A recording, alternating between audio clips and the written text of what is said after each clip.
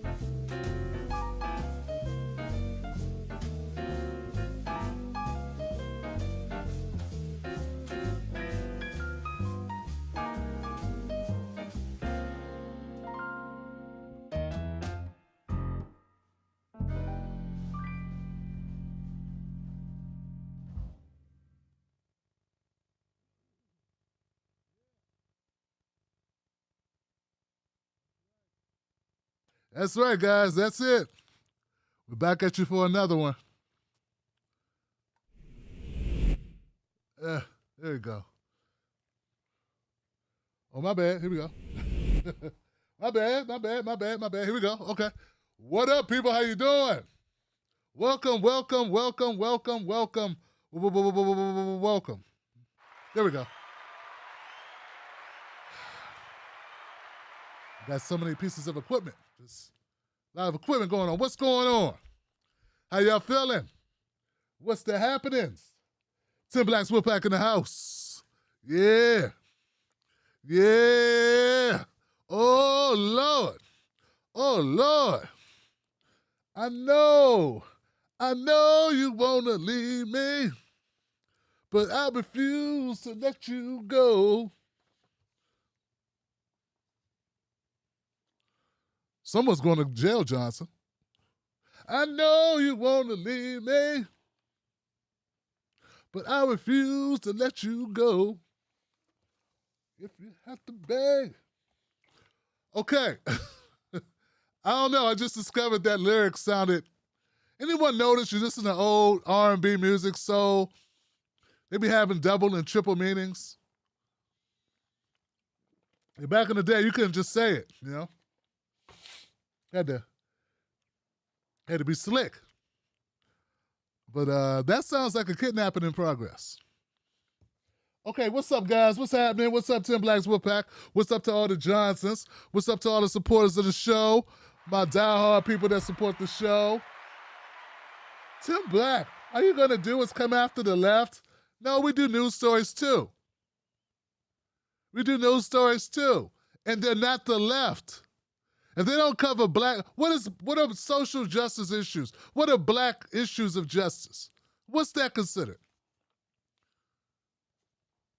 What's that considered? Is that considered, should people on the left cover that?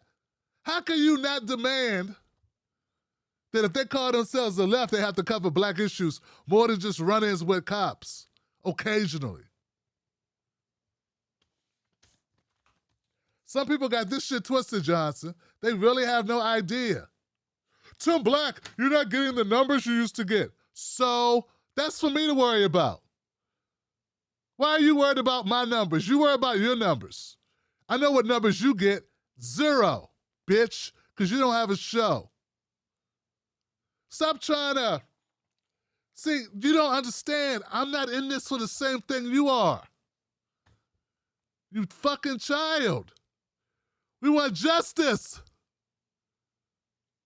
You got... These people have no ethics, no reason for living, they have no core values. Nothing. These people believe in nothing. You should want somebody to do what I'm doing, you dumb bastard. This is what you should want. A person with integrity that stands for something, who's willing to lose stuff in order to stand for something. You fucking child. You are, who raised you? This is important. This is a learning moment for everyone. Learning moment.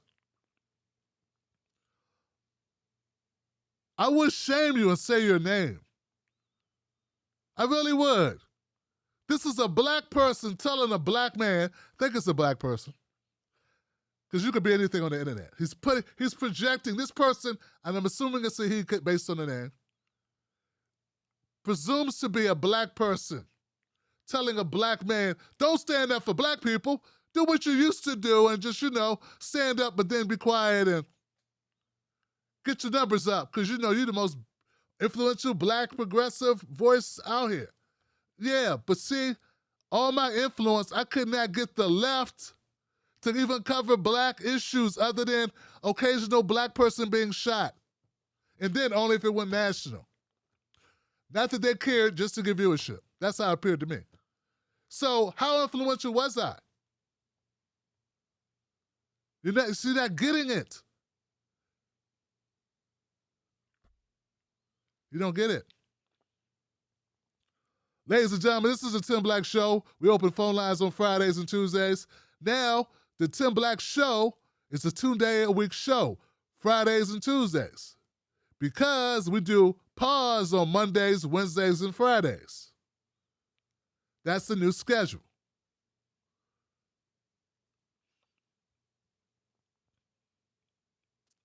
It's really very sad sometimes, folks, when I look at these folks. They're risking nothing.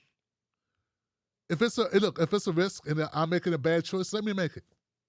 Let me make the bad choice. If it's going to hurt somebody, it's going to hurt me. Let it hurt me. Okay, because what I'm doing is important.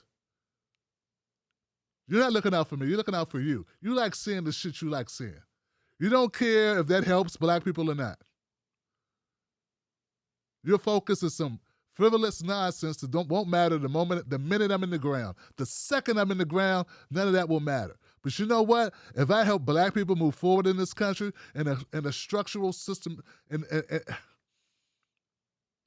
a way that impacts black lives, the way that helps my people move forward out of this dungeon of degradation and nonsense and discrimination and slander and this lower caste, this plight that we've been thrust into by our government, if I help us move forward 1 inch, well, when I go on the ground, that shit will be remembered.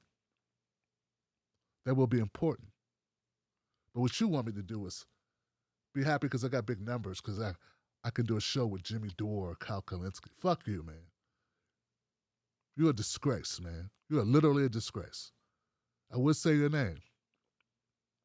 But then that would be punching down, wouldn't it? You know what? With an attitude like yours, if you were a content creator with 1 million subscribers and me with 100,000, 140,000, if I punched you, it'd still be punching down because you're still low. All right.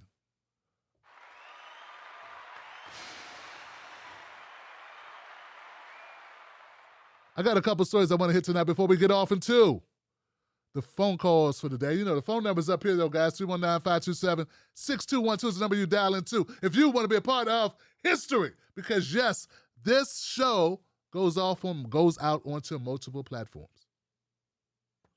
Multiple platforms carry the show. Phone lines already getting full. I appreciate you guys.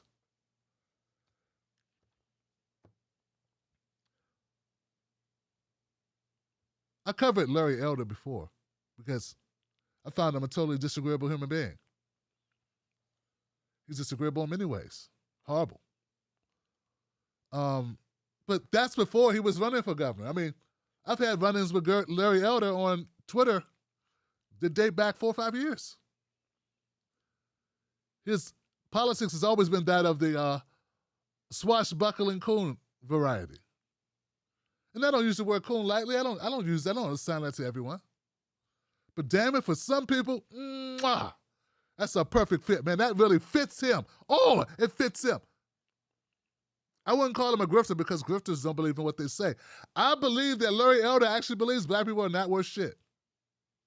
I actually believe that Larry Elder believes black people's problems are all because of black people. We forget Jim Crow, we forget segregation, we forget convict leasing, we forget peonage, we forget all the issues, we forget slavery. None of that matters.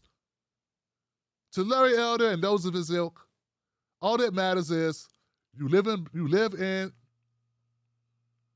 wherever you live, Michigan, Flint, Michigan, and what have you done with your blackness? Why haven't you created a big business? Why haven't you done this bit? What's going on? Well, see, Larry, my problem is, like, my parents, they had no money, and I had to drop out of school. See, it's your parents' fault. Well, see, no, it's not their fault. Their parents came from the South back in the 40s, and it's because we were running away from the white people that were lynching and they were burning shit, and we left because we were being terrorized. It was very dangerous, so we left. My cousin got killed one night by some white guys. We don't know who it was. I don't want to hear it. I don't want to hear it. There you go with your excuses. No, I'm trying to explain, Larry, what happened. This is my real life. This is what happened. My parents lived in South Carolina, and then we had all these problems down there. We had to leave. We had to leave everything. We went. My parents went to Michigan, and then there you go. And we went to Michigan. There were no jobs. Everything was segregated. They put us in the hood and the ghettos. And I don't want to hear any of it. That's the problem with you niggas. You just don't listen. You don't do what you should. You could have done something. Well, what could we have done? We had nowhere to go. The cops wouldn't even take a report from when they bombs. They killed my cousin. They didn't take a report. They didn't do nothing. Went to Michigan. We couldn't make them give us a home or give my dad a good job. Then around the 60s, we started getting the right to vote. Things changed a little bit, but we still didn't have the equity, didn't have the wealth, we didn't have the money. By the time I was born in the 70s, it was a wrap. I mean, my parents gave me what they could, which is a welcome mat and a box of dishes for a housewarming, and that was it. I don't want to hear it. There you go. That's the problem with blacks. Blacks, stupid black men don't do the work. They want to blame white men. It's not white men's fault that you couldn't get these things, even though they run the government. They're the ones to set the policies. See, so Larry Elder is a horrible motherfucker. And a lot of these dumbasses, all they care about is we don't support Democrats. And if you support any Democrats, you're a horrible person. You also forget if you support Republicans, like Larry Elder, you're a horrible motherfucker.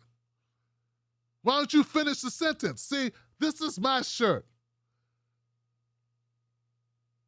Before your boy Matt Taibbi and Katie Halper started saying it, I had this.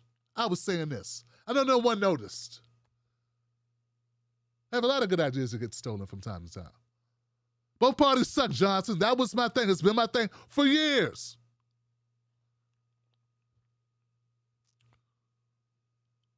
So you're not saying anything new. Larry Elder is the spawn of the fucking devil. He's a horrible representation for black men, and I don't trust his ass to do nothing but be an impediment to any type of black progress. My problem with people like Larry Elder is he gets cover.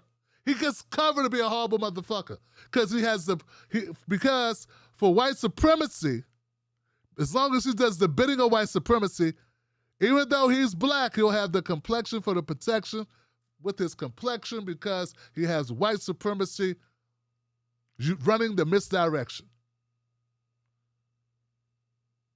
That's why I got a problem with Larry Elder.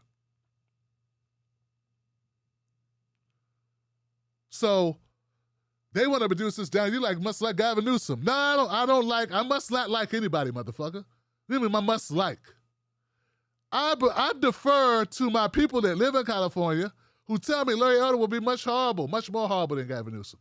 I really don't know how horrible Gavin Newsom is. I only know how horrible Larry Elder is. I talk about what the fuck I know. And what I know is the horrible motherfucker who throws black people under the bus. I know you cannot be concerned with that. I know you don't give a fuck about that. That's my problem with the left. But see, some people will think I should be quiet about that because I can have big numbers and that might inspire other black YouTuber people to do content. If you can't be inspired by something within your own self, so I'm supposed to not call out Larry Elder and not call out stupid progressives who think that's better. They think that's a fucking win because it's not a Democrat. It would be a win to get Larry Elder. You fucking crazy? Are you demented? Are you delusional? What's your fucking problem? What is wrong with you? Who raised you? Get rid of these people, man.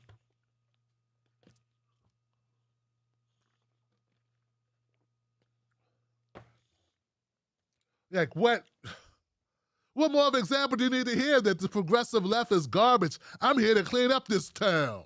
I'm cleaning up this town, Johnson. They're turning a blind eye to horrible, coon-faced Larry Elder. I bet if it was a white guy shitting on white men and white women the way that Larry Elder shits on black men and black women, you'd be a different motherfucker. You wouldn't be just like, oh, it's no big deal. I guess it's going to be a Democrat. Democrats are horrible too. So, you wouldn't be. You wouldn't be. No, you wouldn't be. See, this is not y'all blacks who are riding with these people. Don't you understand how this works? Look, don't you see how they roll? They don't care, Johnson. But what I find hilarious, Larry Elder got eggs thrown at his punk ass. Yeah! They egged his ass. They treated him like he should be treated, pretty much. Oh, don't condone violence. Don't. I didn't tell them to do it. They already did it. I'm just applauding their efforts. It's an egg. He'll be okay. He's been egging the face of black people since he's been on the air. Sounds even to me. Check it out. And that's really what this entire election is about, or should be about. But Larry, they don't want it to be about that. They want it to be about personal attacks. You were attacked broad daylight yesterday in LA. Here's that clip. Watch. Egg from behind. 7, 6,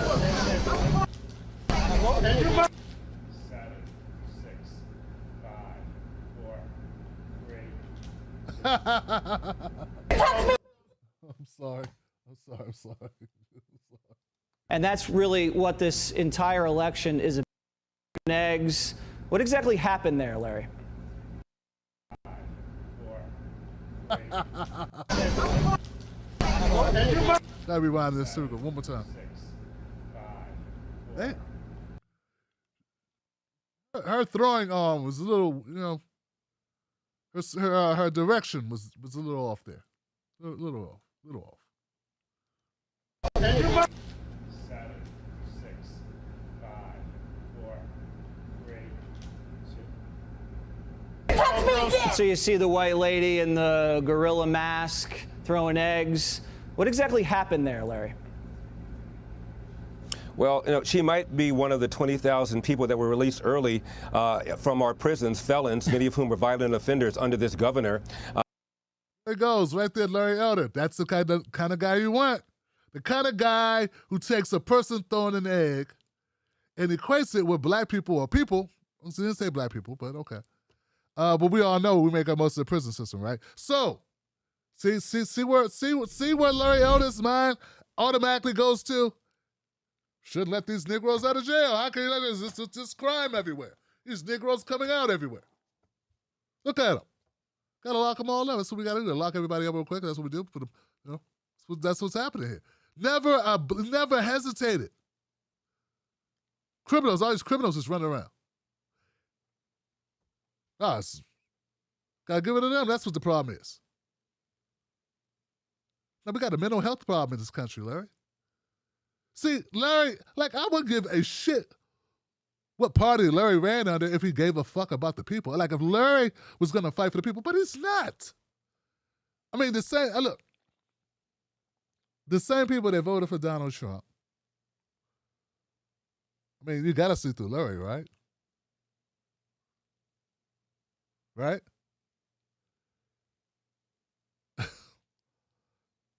Shit, same people that voted for Joe Biden. You don't see through Larry?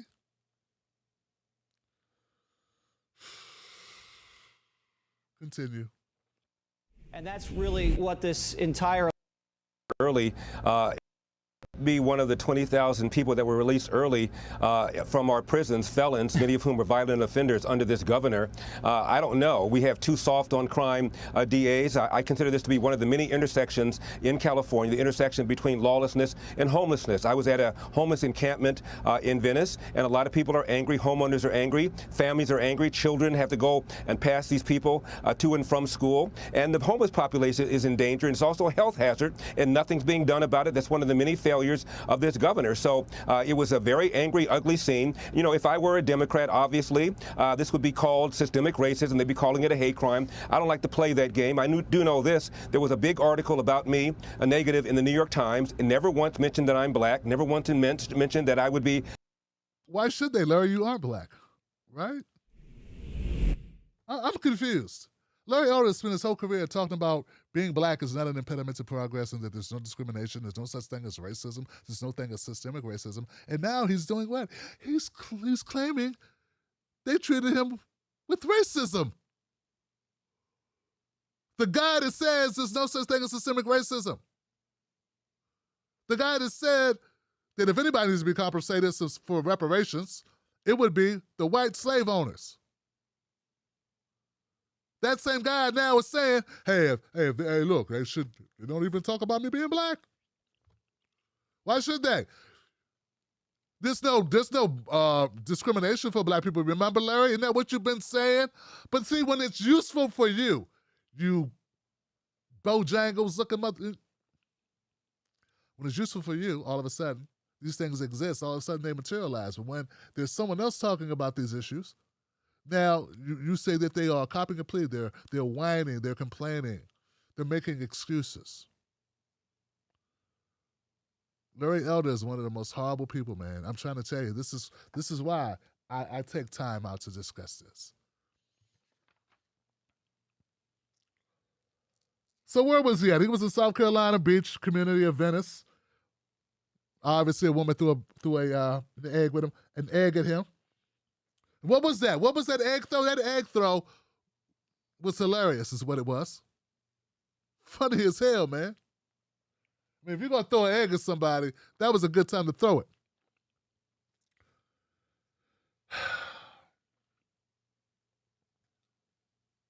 So law enforcement is investigating the encounter, but no one has been arrested yet, and they should not.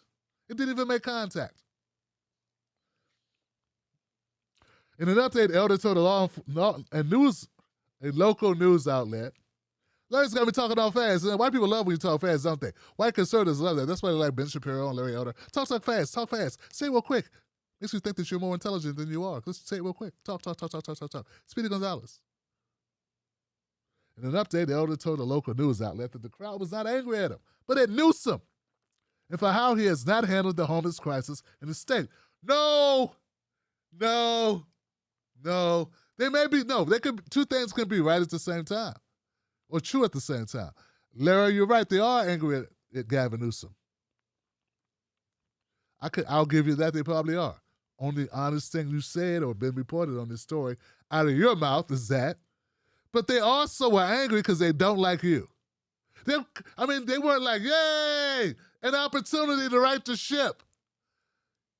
Yes, Larry Elder, he's going to make things better. He's our hero. He's going to stand up for us poor folks. They know damn well, Larry, you're going to go in there and support corporations and throw black people under the bus 2 times. You're not just going to throw black people under the bus. After you throw them under the bus, you're going to pull the driver out of the bus, take his seat, and back up over him a couple times your damn self to make sure they did the motherfucking job. That's what you're going to do, Larry. Because that's the kind of coon you are. Oh, man, that's in black. Take no prisoners. Why should I? It's independent media. I run this, Johnson.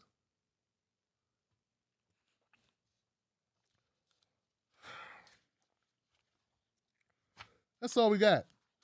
Man, if California elects Larry Elder, say la vie, man. Say la FNV, you know? Do as you want to do. You're that stupid, you deserve them. I don't think they will.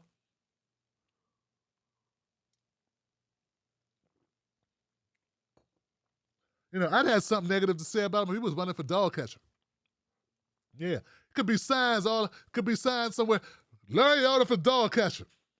Right next to it will be a video of Tim Black shitting on him. Because Larry Elder's the kind of guy that deserves that type of special attention. He's horrible.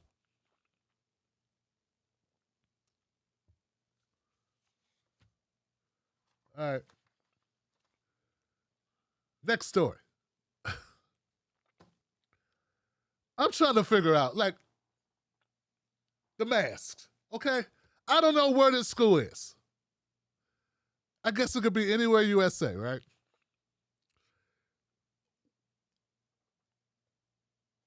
What are they putting in the masks that make them so hard for white people to carry them or to wear them?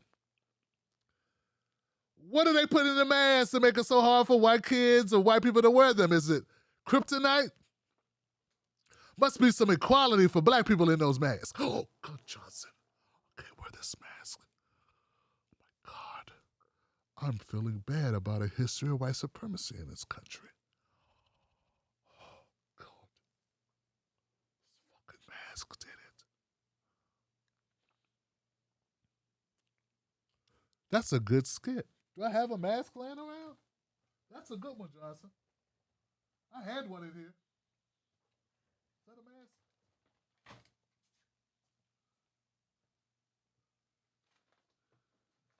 Mrs. Black, give me a mask. Hey, man. There's a mask.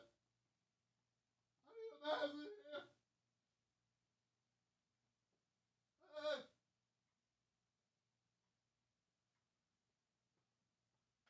I'm going to get a mask.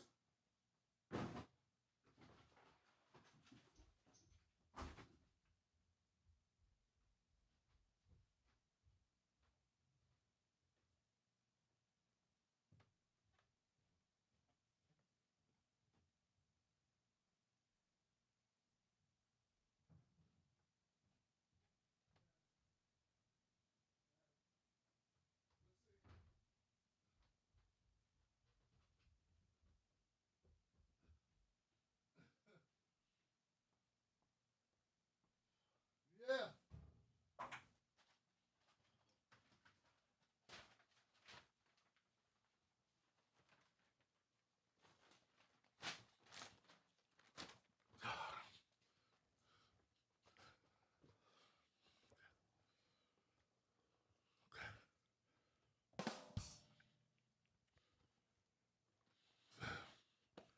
I had to run, Johnson. Okay. You ready? Now remember, this goes on the channel later. Just had an idea. Let's see if it works. This next story is about masks. You know, I don't understand what it is about masks. What is it about masks that make white people are so angry. Something about masks that just makes white people lose their damn minds. Something in the mask, there's something in the mask. I mean, I look at it, though it might be annoying and you might forget it, you gotta go back to your car and shit. It's nothing.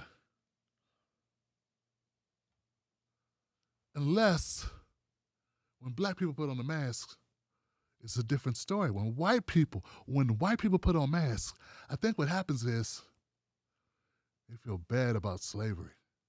Yeah, they feel bad. Something happens. It's like, we're not gonna take it. Give me a beat. Sunshine, sunshine, sunshine.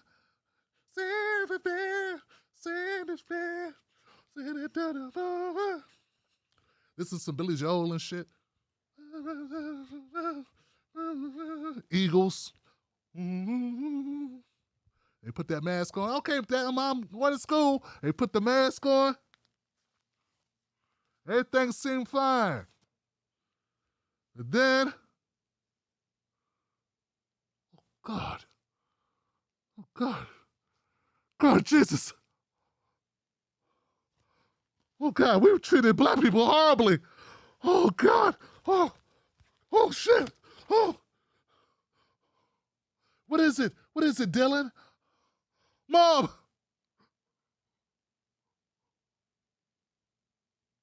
I could see black people being disrespected in the streets. I could see racial inequality towards black people for no other reason than the color of their skin. Jesus, it's the fucking mask. It's making me realize how bad we've been to black people all these years. That's it. We'll have no more masks in this house. Damn it. No more masks in my city. No mask in this state or in this country. They say it'll kill us. So what? I won't have my children, and I myself, or even you, won't have us thinking about how horrible we've been. No white guilt here. Burn that fucking mask. No mask.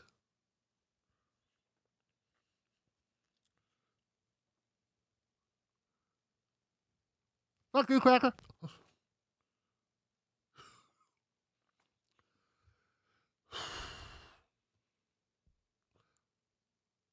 Here goes the story. Here goes a clip of a bunch of high school students, I guess it is, with parents, all of them pissed off because kids were supposed to wear masks in school.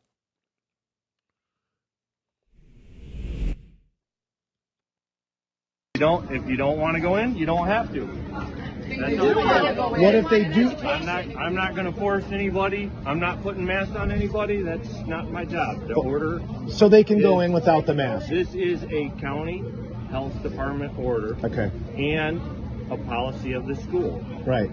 That if anybody that's going to go in, they got to have a mask on. There is no policy. I'm not arguing. Okay, so they can go in, guys. They can go in.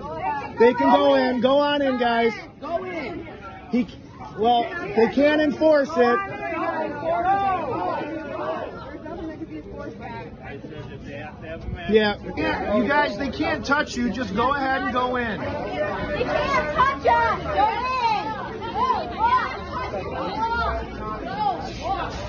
They cannot touch you. Go in. They can't touch us.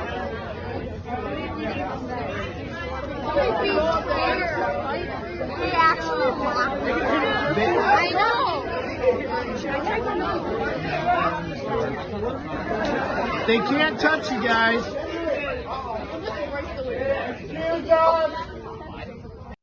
This continues, guys.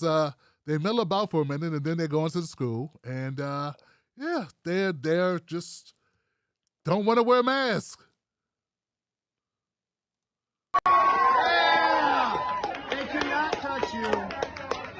Be orderly. Be kind and respectful. Be good and kind Be kind and respectful. Be kind and show respect. I love you guys. You don't. Oh, okay.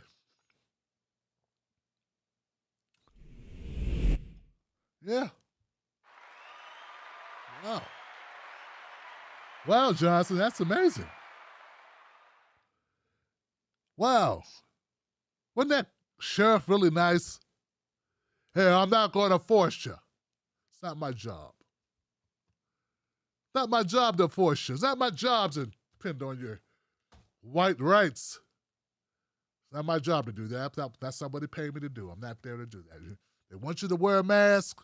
It's their policy, but you don't have to follow their policies. I'm not going to make you follow their policies.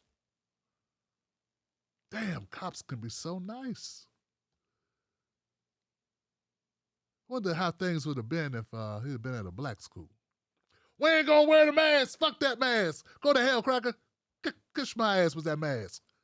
I'll wipe my ass with your mask. Get out my face with your mask, player. Wonder if he'd have been the same way. If he'd have been just like, hey, I'm not gonna force you. Hey, it's your choice, your choice. Or would he been like, hello, need some backup. Don't you run, they'll get a pow, pow, pow. What, pow, pow, pow. What would he have done? Think he would have been zip tying and hog tying and sitting on people's necks and heads. All types of shit. I seen a body slam a 13-year-old black girl in a bathing suit and sit on her back for running.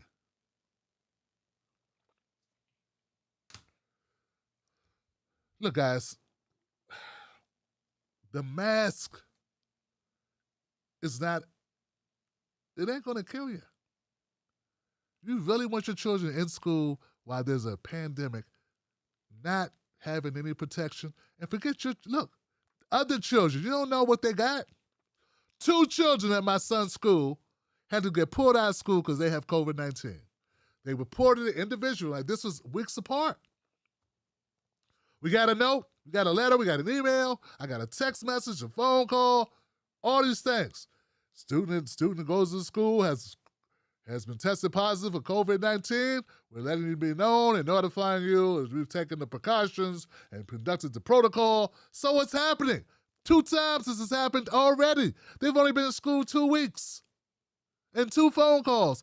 And you don't want your child and you don't want the potential. Now, the problem, look guys, the mask protects.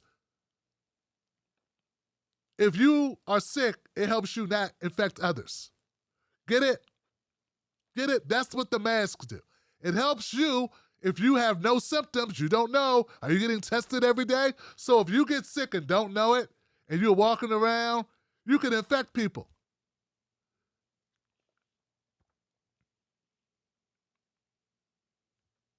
And like, if you don't want to take the vaccine, that's one thing. You're not going to wear it. You're not going to even have your children wear a mask. What if they get sick? What if, I know they say, well, not a lot of children get really sick, but what if yours does, though? Well, they could get sick or they could get something else and get sick. Well, yeah, but we know about this, though. Don't you want to protect them from all things that could make them sick? If you could? Wouldn't you do that? Like, I don't understand the logic. It's like these people are just having a fucking temper tantrum. That's all they're doing. They don't want to follow fucking rules. Like the people when you're driving, they want to use the shoulder because there's traffic. You know? Then if they hit someone on the shoulder, I didn't mean to do it. I can't believe it. I'm so sorry. It was an accident. No, motherfucker, you meant to ride the shoulder. That's what you meant to do. That's these people.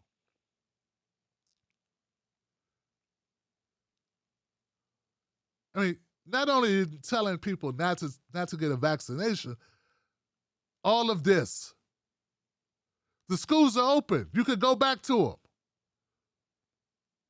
The schools are open. Kids can go back and socialize.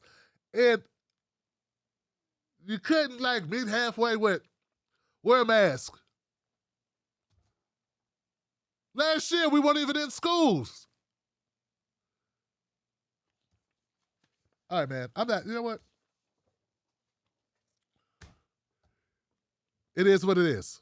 It is what it is. Woo! You be good in there. Everyone be nice. Everyone be nice. Everyone be respectful. Be kind. Shut up. Shut the fuck up. You know what being kind would be? Wearing a fucking mask so you don't infect these teachers who gotta go home to their fucking kids. That would be nice, you bastard. That would be real fucking nice. Not killing people would be nice if you can prevent it. That would be nice. Nice. To live is nice.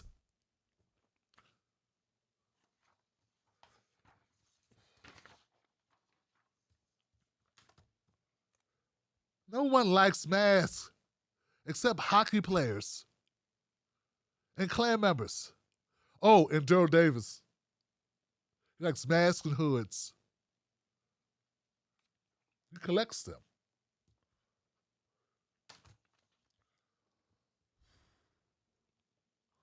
Last story. Remember a couple months ago, like 6 months ago, Tamika Mallory, one of the activists, she did a commercial for Cadillac, and I was like, why are you doing commercials for Cadillac, sister? Shit looks horrible. It's not good.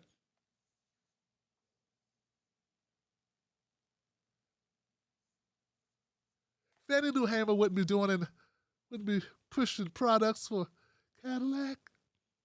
Oh no, Tim, that's not what it is. You got it all wrong. Stop pocket watching. Everything's pocket watching or hating or thirsty. You know, so any criticism you give, someone puts a label on it. You clout chasing. Oh, okay. That's what that is. I'm clout chasing because I'm criticizing. Oh, okay. Well, you know, people said it was for a good reason. Hey, they came to her and said, do this. It's going to help these people. That's what they always say. If you do this, you're helping people. This will help people. That's what they use all the time. It's up to us not to be suckers, you know, because they say that shit all the time. Like the people saying, Tim, you shouldn't cover the problems with the left. You shouldn't cover reparations. You should cover something else. It'll help your numbers. So it's always people trying to pay you off, and that person's not even offering me money. It's not like, hey, Tim, if you don't cover reparations, you don't cover the problems with the left, you don't call out the left, I got a car sitting in my driveway with your name on it. I've got a Swiss bank account. I've got some Dogecoin. I got some Dogecoin just laying around, dog. I got 100 grand worth of Dogecoin. I could just send it to you, you know what I'm saying? Nothing. These motherfuckers, that's how bad it is with black people that want you to sell out. They offer you nothing. Hey, you shouldn't support reparations in the left, man. You know what I'm saying? Because, you know, you can make more money if you didn't. Worst con man in the fucking world. Coon. At least white supremacy offer you fucking money. Anyway, back to this. I'm sorry. Shit. At least the right wing offers you money. You know what I'm saying? They don't come with the bullshit. So I told you, I said, look, I saw it coming. It's like, these people, it was a commercial. Let me back up. There was a commercial about 3 years ago. One of the Kardashians. It was about Pepsi. You guys remember this commercial? And she was pretending she was at a march for like Black Lives Matter or some shit. And she was like, the cops were on one side and the bunch of protesters on the other side. The cop was looking all angry and she was looking all angry. And she was like, hey, here's a Pepsi.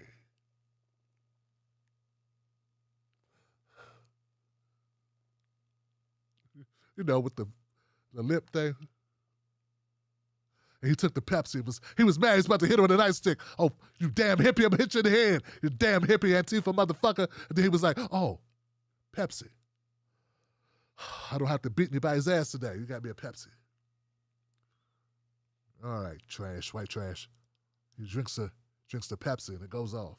We were like, fuck you! They're making fun of activism. People risk their lives. People really believe in activism. They put their life on the line. They put their bodies on the line. They put their jobs on the line. They put their freedom on the line. And all America does, and all this Madison Avenue, is just sell, sell, sell. Well, they're at it again, Johnson. Big lead up. Here you go. Usher, Priyanka Chopra, and Julianne Hough set for The Activist. CBS competition series from Global Citizen. Yeah. Yeah, Johnson. Fun times. Now,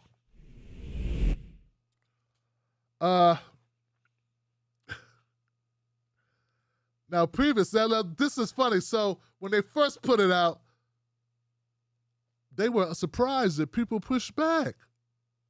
Yeah, when they first made this announcement, people started getting off into that ass. Yeah.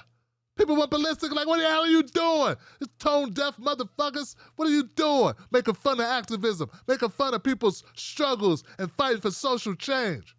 You bastards. They was like, oh, may I misjudged us a little bit. So they did an update, right? It says here, after the format for The Activist drew some blowback on social media, Deadline reached out to Global Citizen for a statement. The Activist spotlights individuals who made it their life's work to change the world for the better, as well as the incredible and often challenging work they do on the ground in their communities.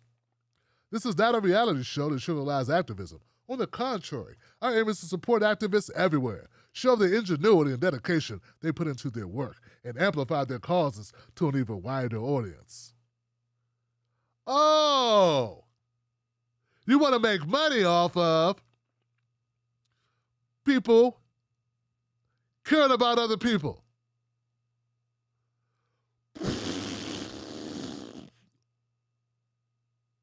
That clears it up, man. I thought for a second there, y'all were just some scumbag motherfuckers trying to, leech off people's problems and anxiety and grief and shit, and the struggles that they had. Wow. I'm glad you cleared that up for me, man, because for a minute there, I thought y'all was some low-life motherfuckers, you know what I'm saying? And I thought everybody associated with this project was either dumber than a box of rocks or some sellout sons of bitches. I'm glad you cleared that up, man.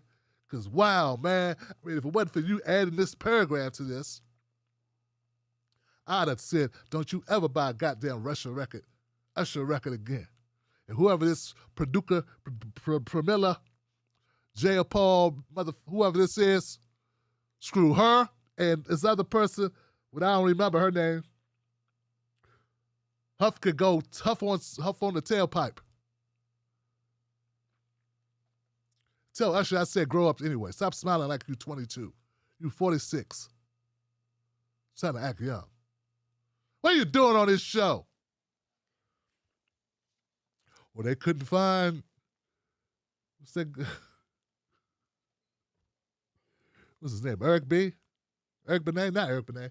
What's the other guy singing the old tired-ass song? Him and his wife everywhere. John Legend. They couldn't find his ass. Chance the Rapper's schedule was booked. Who wants to sell out the blacks and pretend they care about people? Right here, Johnson. That would be me. John Legend. Common was busy. I sell out everything. I sell out. I think about the things when I sell myself out. I sell out all the time. I'm a sellout all the time. I just say anything just to get up on the rhyme. I'm a sellout. Baby, I'm a sellout. Look at the way that I do it when I sell out. I sell out every time, baby. Oh, I love it when I compare women to music. Then I compare them to everything. Music again. Make another track about women being like music and me not being a good man. I need to be a better man when I sell out. I sell out. With no facial hair, I sell out. I sell out all the time. I'm a sellout. Sell out. Ooh, sell out, loud. In the sky, in the eye. I sell out on the time.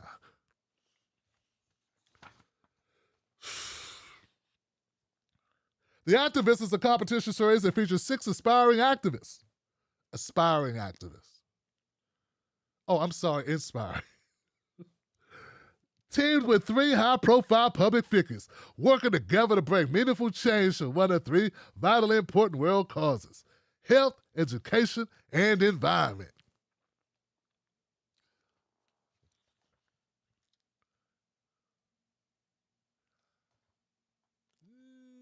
Nope. Nope. Ain't that how your wife look at you when you that's how the wife look at when when you put on a shirt that doesn't look right or something. She's like, hey, babe, what you think? It's like, she's so, Mrs. Black is like, oh, you like that? What else she got?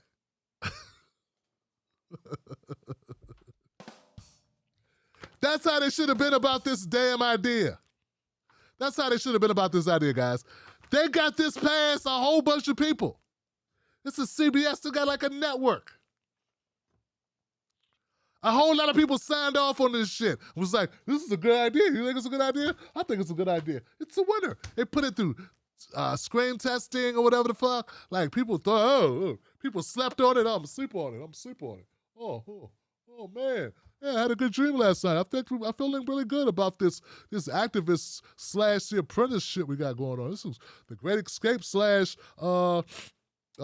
Black Lives Matter sounds like a great concept. Oh, what could go wrong? This is great. The blacks are going to eat it up. The whites, the bleeding heart liberals that don't really want to see change and want to feel good, the virtual signalers. It's going to divide people because we're going to have issues that a lot of the conservatives don't like, but that'll be perfect. And we'll split the room and some will be happy, and those that are happy will be like, yay, but those who are mad will talk a lot and get a lot of buzz because they'll be really pissed off when we do something, that pisses them off. We'll make sure to do something that's really controversial here.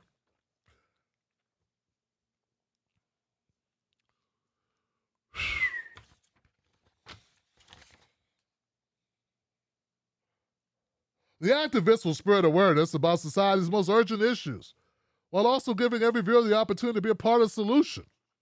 An unprecedented example of how entertainment can change the world. Oh! Hi, I'm Cory Booker. I'm going to be on this week's edition of The Activist. I was an activist when I was mayor of Newark. When I was mayor of Newark, and I had a girlfriend, her name was Rosario Dawson, I started going vegan. And before I went vegan, I was an activist. And I wanted to run for president.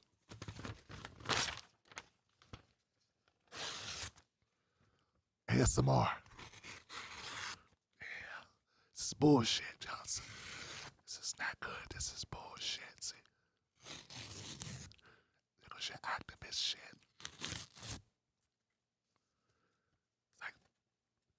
People's Party on the steps of the Capitol going, lock me out, just lock me up. Get my good side. Some of these activists are full of shit. Y'all know that though, right? Some activists are full of shit. I don't know if you know. Full of shit. Just go get locked up. We'll get some ink, Johnson. Woo. Let's show them how it's done. Build my YouTube up. Get my good side. This is my pouty face after getting arrested fighting for the people.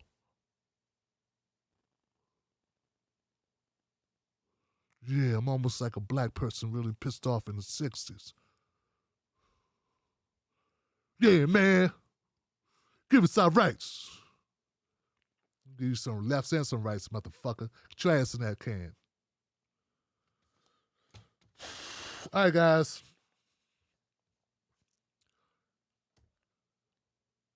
Man, we're fucking doomed, man. Are you listening to the stories I've covered today? You really think you just need more people being nice? Do you hear this shit? Do you hear it? They're commodifying activism like a reality show. Larry Elder, who thinks black people are horrible people. He has a book called Stupid Black Men. He wrote that book and was able to put it on the shelf. And Culture couldn't, but he could. You know what I'm saying? What was the other story? Oh, the mask. Yeah. Oh, my God. They want my children to be safe. Shit, we got to fight this with every ounce of our American patriotism. What would they do if a real problem walked up on their ass? Pissed themselves. That's it. They wouldn't know how to handle real problems. Boy, these motherfuckers, man. It's true. It's real talk, man. These soft-ass liberals, that's probably, I don't know if it was a liberal. These pedestrian, limousine liberals and coontastic conservatives.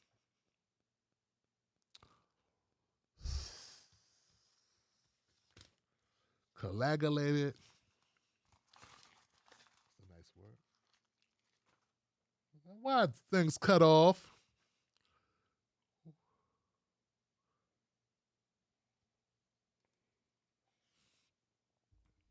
Something happened. I don't know what happened. Phone line. All right, I'll try it again. I'm going to have to go Bluetooth. I'm going to have to go Bluetooth soon, guys. Yeah, I did dial in to Blog Talk. Let's try it again, Johnson. You guys ready? Here we go.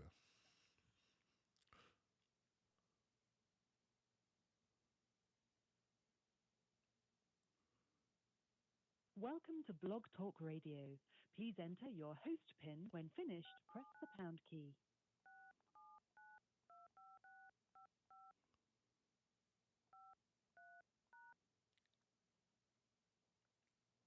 I'm sorry, but I did not hear you press at least 4 digits of...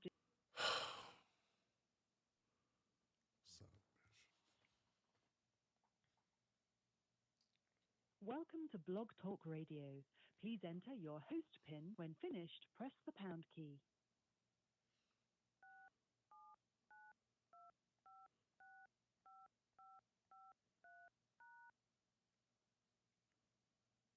To start your show now, press 1. To hear important and... Since it appears you're calling back into a live show, we are reconnecting you now. Damn it. I gotta be careful. I don't know what happened there. All right, guys. Whatever reason, yeah, phone line's back up, but I don't know why it failed. Something's happening with this. I might have to find out if it needs a software update on this mixer. But let's go to phone calls, guys. Let's do this. Let's make it happen, Johnson. You guys good? Fun times, right, Johnson? So it looks like we're back good to go. I'm going to go to my first call in the queue. 470, you are live on Freedom Friday. What's your name? What is your comment? What's up, Tim? This is Dave from Stone Mountain, Georgia. Dave, what's up, brother? Not much. I was hoping the lines didn't go down for good tonight, but apparently they're still working, so that's what's up. Yeah, we're back. We're good to go. So I guess it's 9/11. So I kind of called to talk about that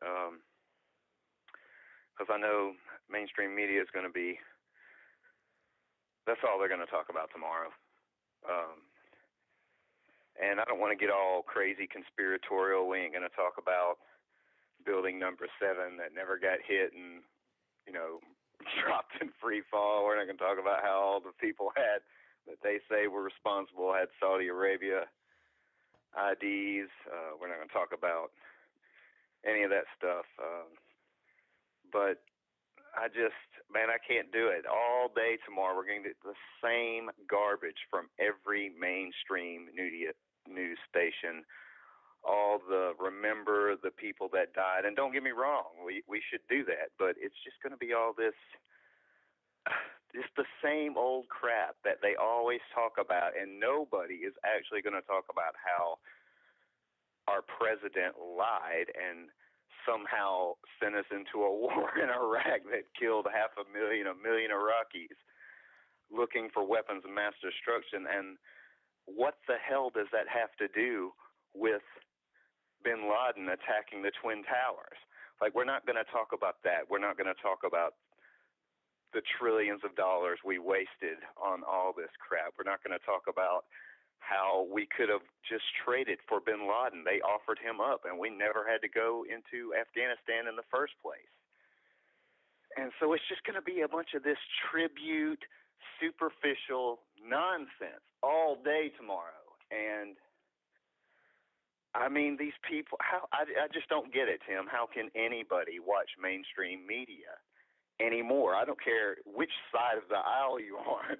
How can anybody think that corporate-funded media is legitimate at all? And this is why I support your show, why I say everybody should be supporting independent media. But I just wanted to bring it up. I didn't know if anybody was going to bring it up, and these people, human beings, they have been watching this garbage for so long, telling them what to think, that they don't know how to think. And it doesn't just stop at the one issue I'm talking about today. It's all of them. And like you were talking about Larry Elder, like, what kind of African American thinks slave owners need more reparations after they already got them? So it's just garbage, man. And there's going to be people watching that going saying, whoa, he's right. And I don't get it. How can anybody watch that garbage on the television? So that's it, man. I appreciate you letting me call tonight. Y'all have a good night. Wow, you too, man. Give it up for Dave, man, from Stone Mountain, yo. He's right. There are going to be people going, that Larry's on to something. Boy, that Larry's on to something, man. He's really on to something. Yeah, I love it when he throws the blacks under the bus. Man, that's great. He's a real American. He's a true American. That's what they mean, you know. When you say black people are true Americans, they like saying that. When they go along with whatever racist white people think, that's when you're true Americans. But what I'm doing right here tonight, this ain't considered true American, because I'm going against the grain. I'm a commie. I'm some weird thing they make up, something. Black identity extremist. It wouldn't be white identity extremists if white people got screwed over like black people did. And white people, man, that's what I hate about is hypocrisy here. But yeah, 9/11 today now, it's after midnight, so there will be many remembrances. And I agree with you, Dave. I do, man. Like, I don't want to disrespect anybody who lost anyone. And I damn sure don't want to disrespect the dead. You know what I'm saying? So those things, no. But pretending that our government ain't complicit, pretending war ain't just a industry like shoes, like athletic shoes or movies or any other thing in this country. Like, dude, we sell everything. They want to sell activism. They want to slap a sticker on anything. We put a sticker on people. Put a sticker on anything. Put a sticker on activism. Put a sticker on war, bullets. I mean, we've been selling war as an industry forever. I mean, that's what we've been doing the last 30 years, right? I'm going to go next call, guys. 412. 412, you're live. What's your name? What's your comment? Hey, Tim, Wolfpack, it's Uli. How you doing? Uli, what's up, sis? Oh, man. I can't believe it's after midnight. I should be sleeping. But I've been listening, and first of all, I want to really congratulate you and thank you for what you've been doing lately. It's been a long time in the making, hasn't it, Tim? It has. And it's been getting better and better. And, you know, I got to say real quick, like, didn't I tell you so? Do you remember? Did I tell you so? So, I mean, the Malcolm X already, warned. How long ago was this? Like, what? For a long time ago, Malcolm X warned publicly against the liberals. He compared the liberals to a fox as opposed to a wolf because a fox would deceive its prey. And he said that the so-called liberals, that they claim to fight for the right of the Black American community, and when in fact they're exploiting them for their own benefits. Do y'all remember that? That was decades ago. That was Malcolm X. Hmm. Yep. So I don't know. I've been studying this now for about a decade. Black history, real American history. And I was really fortunate. I was incredibly blessed because I just happened, things, I don't know, things I guess happen for a reason. I ran into the right kind of people at the right kind of time. And I mean, I was as ignorant as you can possibly imagine because there are a lot of newer Wolfpack members here, but I've been around a while. I've been hanging around a while, and those the older ones like Dave from Stone Mountain and Marvin and Aldo.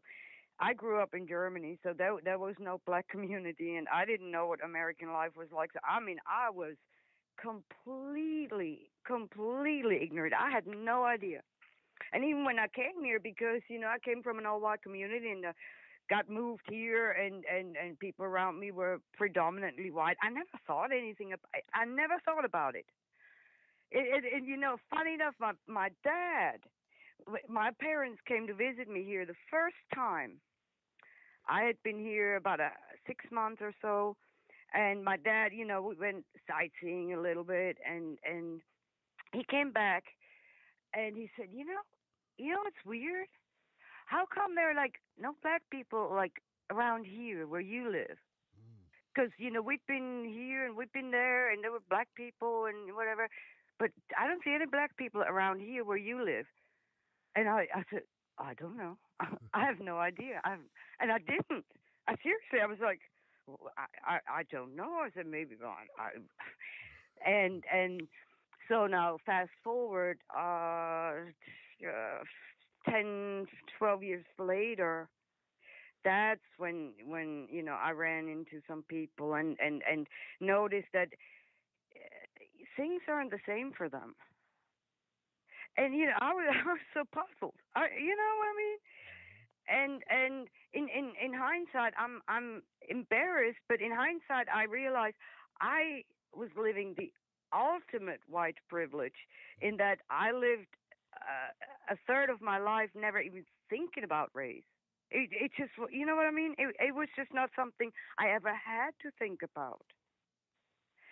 But now, and I'm just this kind of person. Once my curiosity is sparked about something, I really dive into it. I mean, I go hardcore. I'm a bookworm, and I started reading, and I was like, oh my, I mean, and so I've been at it ever since. I've read a lot of books, and I read, for instance, The Color of Law, which is it's a bit of a dry read, but it's a very good read, a very accurate read about the whole redlining issues and so on and so forth. So anyway, so this is really just a side note. I've been meaning to call in for a while because I've been listening. I'm still around, in case you wondered. I've been listening, and I'm always like, oh, yeah, and I always have a commentary and whatnot. But unfortunately, I cramp all my 40-plus hours into the last 2, 3, 4 days of the week, so sometimes I just conk out. I just fall asleep. I a few months ago, we were talking about critical race theory here, and I did research on it. And I swear I did enough research for a term paper here. But I do want to share real quick my take on it, and I have to tell you, Johnson's don't fall for the banana in the tailpipe. I think critical race theory, I think it's a bunch of bullshit. I'm sorry, and please don't get me wrong. I do want everyone to learn the real American history like I did, but I want them to start learning it in middle school. I think, I don't know, you have to have a certain maturity to learn about certain things, and I think you should be probably about 10, 11, 12 years old to even just have the intellectual capacity to grasp what's going on. Now, when I say the real history, I mean the hardcore real history, because I was taught the hardcore real history at around that age about the Holocaust. Remember, I grew up in Germany. I never questioned that the German government owed the Jewish community a debt, because I learned the real history at an appropriate age. So, but the critical race theory, what I don't like about it is, listen, if you want to teach real history, just teach history. You don't have to have a special course for it. You don't have to have a different name for it. It's fucking history. It's already on the curriculum. Just revise, or better yet, get new books and teach real history. That otherization that keeps going on, that's a problem. That's a problem, because you're old hardcore racists here. For them it's just, then blacks getting another thing, a special thing, and it triggers them right then and there. That shouldn't be. No. You want to teach real history? You don't need all that debate. Who asks you what your kids learn elsewhere? Nobody. You pay for these schools. We all deserve proper education and real education because you pay for it. So, I think that debate, that to me is divisive. That critical race theory, that came out of radical feminism. Did you know that? And it came, and that whole theory was sort of designed for college, students. Yeah, critical race theory is not. Why, critical race theory is not taught in schools. You know what I mean? It's not taught in grade schools. Uli, so I don't know. That's right. So I don't know what you're saying. It shouldn't be but taught. They're It's not debating taught. it. Well, that's because the right wing wanted something. The Republicans wanted something. The Republicans wanted something to be able to say. I mean, they've been running on it because it triggers certain people like yourself. Right. Yeah, that's why Trump brought it up. It's been something that's been around for 30 years, but he brought it up to trigger white people who get to think things. So yeah, but it's not taught in schools. Not even in exactly. Okay. All right, Uli. It might be an elective. I don't know. But what I'm saying is, if you're honest, if you want to teach real history, just teach it. You don't need that debate. You don't need a special name. You just teach it. The Holocaust, the Third Reich, and that was just part of our history lesson. Okay. All right, Uli. Thank you for the phone call. We appreciate it. Get up for Uli, y'all. Jesus Christ, man. Now, Uli's been called up to the show for a long time, okay? So respect to Uli. We could disagree on the issue. Fine. Okay, critical race theory is something taught in graduate schools and shit. It's an elective course. It's not something you just get, okay? You don't have to take it. It's being used by Donald Trump and his ilk to do exactly what it's doing. And don't say that we could just teach history, man. We got old white... Look, conservatives have basically hijacked our school systems and have control over the school boards. They control what goes into our textbooks and what's taught in the classroom. That's why you don't know shit. It's a sweeping thing to say, just teach history. Duh. Yeah, right. Harriet Tubman, a slither of MLK, George Washington Carver, a couple of other inventors, and that's it. They're dumbing down history to the point it's not even slaves, it's farm workers, laborers. Like, so to say just teach history, like, no. What I don't like about this whole debate is it's disingenuous as fuck. Because there's no one being taught this thing. And now, people that don't know shit make everything critical race theory. Anything mentioning color is critical race theory. Sort of like the people that say everything mentioning race is identity politics. Everything, anything is identity politics. It wasn't identity politics when it was all white identity for the last 200, 300 years. All white identity was the whole thing. I mean, segregation was all about identity, but now all of a sudden, finally, well, identity politics is a horrible thing. It's destroying America. Well, was it destroying it when it was white-only bathrooms? Got a feeling he didn't say that. Well, two wrongs don't make a right. No! 400 years of wrong don't make a right, motherfucker. So it's like, but now we're more enlightened. Man, this shit is disingenuous. There's a bunch of inequity in it. And it would be great if you just taught history, but critical race theory has nothing to do with the history that we're taught in schools. No one's taught that shit. And it's about how systemic racism plays into our institutions. That's my understanding of it. If I'm getting it wrong, hey, I have never taken critical race theory. But my understanding of it from Dr. Rashad Ritchie is that it's the study of examining of the analysis of institutions and how race is impacted in those institutions and how we can racialize or remove institutional racism within those institutions and how those impact our lives.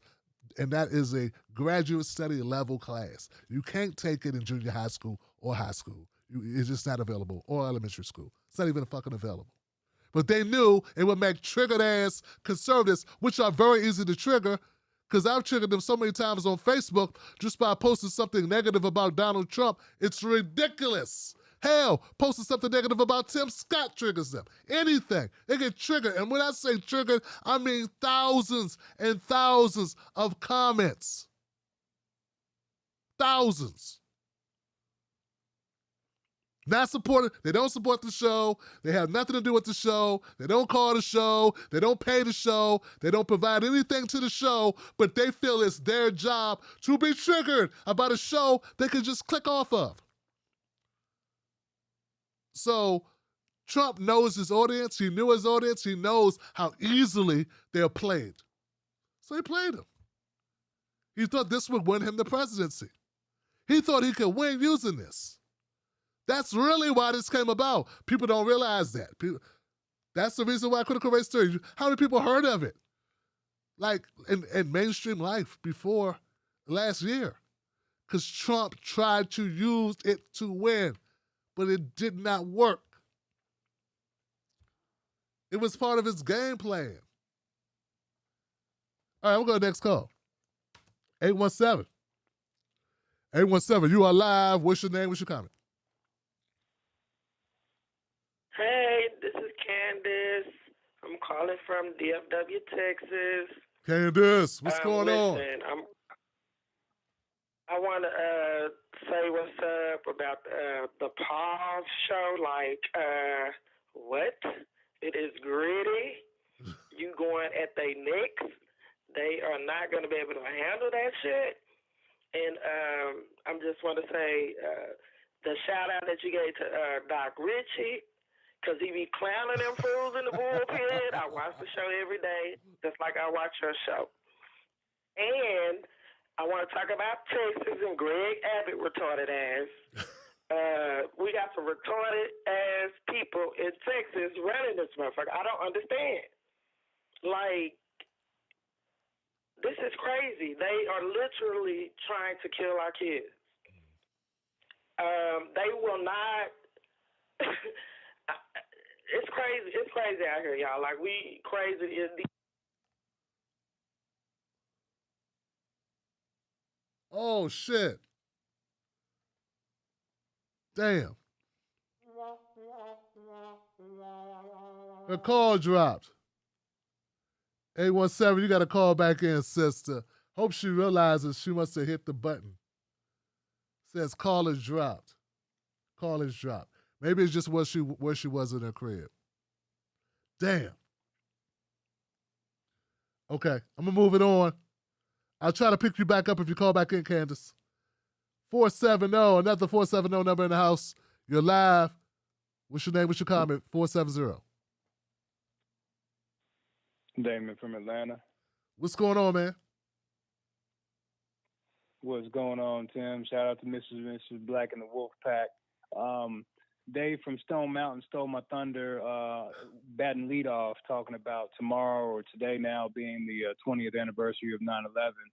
But the one thing we can tell about 9/11, as something we can remember, is that if there's one thing that America can do, and when I say America in this context, I'm talking about racist white America, is that they are nothing if not hypocritical. Because one of the main slogans that was said right after 9/11 was never forget. But very quickly, they did forget, because right after 9/11, as anybody that lived during that time can attest, everybody as Americans was united. So even if it was only for 3.5 seconds, black people were no longer the public enemy number one in America. Black folks would walk down the street, cops wouldn't be harassing us every 5 seconds. We could actually live the life that white people are able to live every day. We were Americans. But at the end of the day, it's sad because the reality is that America is never America unless it can demonize another group of people. And that group of people is never white people. And so for the people that don't understand what white supremacy looks like, what systemic racism looks like, it is the fact that America cannot exist just loving people in general. It's always got to hate somebody. And for 99.9% of the time of America, it's been black people. But during 9/11 and for the few months that followed, the Middle Easterners, the Islamic terrorists, were the public enemy number one. And so very quickly, over a period of time, it kind of reverted back, and black folks are persona non grata yet again. So a lot of these racist white folks today, back in the day, if you looked at them 20 years ago, oh, we just love everybody, never forget this, that, and the other thing.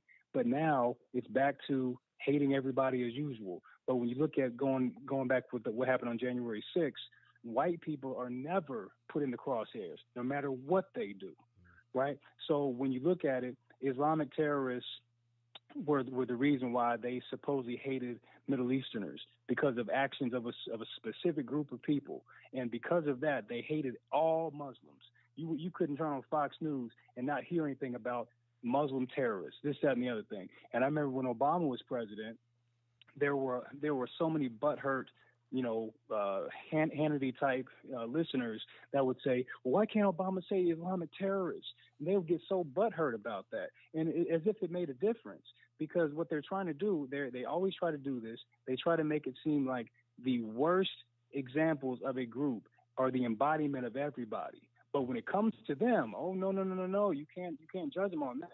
The January 6th insurrectionists were white folks, right? But can we say that all white folks are like that? No, of course not. We can't say that. But if a black person commits a crime, Tim Black, Damon from Atlanta, everybody's got to attest to for that one person, speak for that one person. But white folks never have to do that. So anyway, on the 20th anniversary of 9/11, everybody can go to hell that said never forget, but you quickly forgot, because now you put black folks back where you think they belong, which is second-class citizen status, and the only people that had tried to make America great are black people, because we fought in every single war this country ever fought in. My grandfather, God bless his soul, fought for this country, but he had hate in his heart before he died, because he fought for this country and this country didn't fight for him. So forget all the people trying to talk about 9/11 and try to make it all syrupy, because today, present day, the same people that talked about never forget are basically telling black people to kiss their ass. And when white people do something ignorant and stupid, all of a sudden, we shouldn't generalize, and we shouldn't hold all white people accountable. So, like I said, Tim, I'll give you the show back, man. But as always, love what you do. Damon in the house. Give it up for him, y'all. Yes. Yes, brother. Exactly, yo. It's generalized, but with us, it's specific. So that's part of the problem. That's part of the problem. That's why we rail so much. And and some of us are still infected with that too, man. Some of us are infected with it too. My thing is this, guys, it doesn't matter. Of course, I'm going to be dealing with going after white folks. But I'm going after black folks too, whoever's carrying these bullshit messages. I've been going at everybody on the left who's on this bullshit. And it doesn't matter what color you are if you're perpetrating. If you are one of those people that's creating this system where black people are shut out, their issues being addressed on the left, it don't matter what color you are. Like, what difference does it make what color the person is? It's like I had people like, I do a video, I go at 7 people in it, and for some reason, the only person they cared about was one person who was black. Everybody else was white. And still, I get dummies in my comment section going, you keep attacking black people. What? Well, damn, Jimmy's a lot of things, but black he's not. And Kyle's a lot of things, but black he's not. David Packman's a lot of things, but black he is not. Steph was a lot of things, but she ain't black. Like, what are you talking about? But they don't even need to know shit. And what difference does it make? To me, that's even worse. It's even worse. Because they know the plight of black people. At least they should. And if they don't, they should shh. And we got black people. First of all, everyone should be aware of what's happening in this country racially. No one gets a pass from that. Me talking about it and doing that but bringing it to your fucking attention. I'm not taking nothing from you. I'm not depriving you of life or liberty or pursuit of justice or happiness. I'm using my microphone to express my point of view, which you have the ability to do as well. Everyone has the ability. So, Damon, I appreciate you pointing out what is so evident that so many people don't get.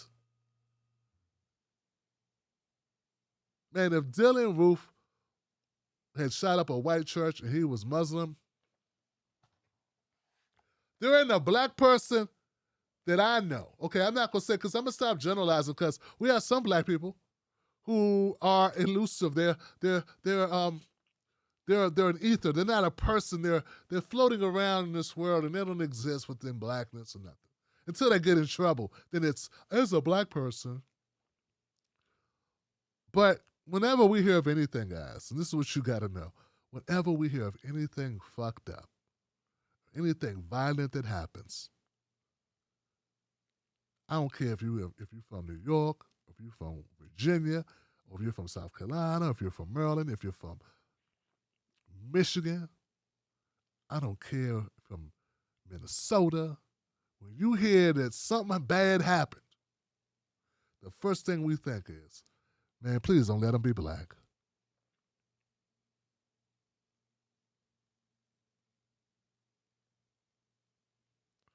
Because we get judged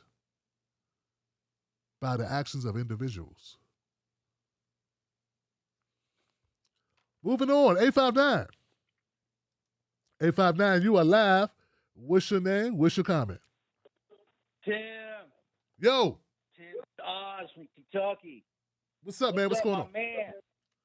Thanks for taking my call. Oh, man, it's so good to talk to you on this 20th anniversary of 9/11. It's really got me freaked out.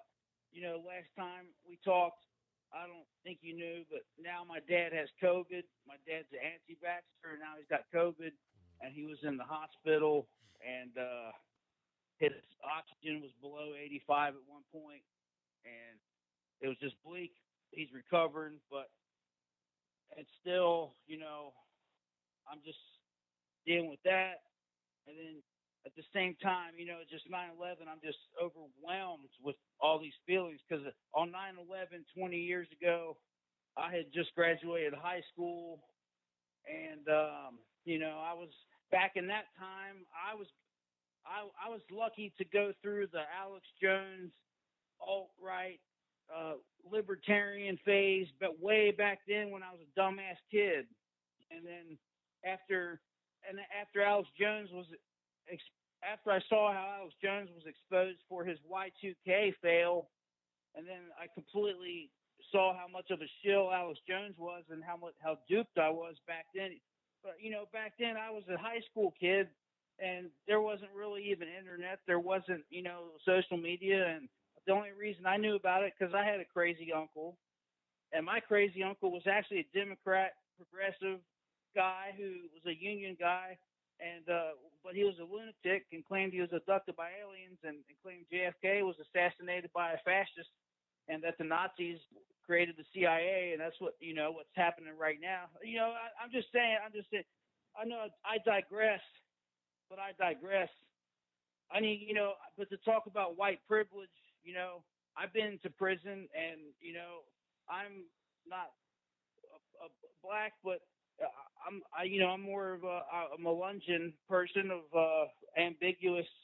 I'm dark looking, but I probably would usually chill with the whites. But anyways, growing up in school, like fucking being in jail, I can tell you that I got in riot situations where I got the same kind of trouble as a black man in the prison that I rumbled with, and they got more time in the solitary confinement than me, and that's white privilege. That's why I know, even though I'm poor and I'm a veteran and I'm crazy and I got PTSD and I'm a working class person and a lumberjack basically and farmer. That's what I've done my whole life here in Kentucky. But I've always been anti-racist, and I've always been against these clown-ass KKK clowns. I've always fought them my whole life, ever since I was in high school, man. And to see my own father, to see my own dad, like completely succumb to this insane propaganda. And he's a truck driver, so all he does is listen to like Mike Savage and Mark Levin and One American News and Trump, the MAGA train, and he's been bombarded with that 24/7 all day when he's working in his truck, and then he decided that he's not going to get vaccinated, and then he gets COVID, and now he's dying. My grandma died of COVID the 2020 nursing home casualty. And it's like I watched my entire family ripped apart by QAnon bullshit and MAGA. And here's the thing. I'm sorry. I know I'm running out of time, and I'm sorry to rant.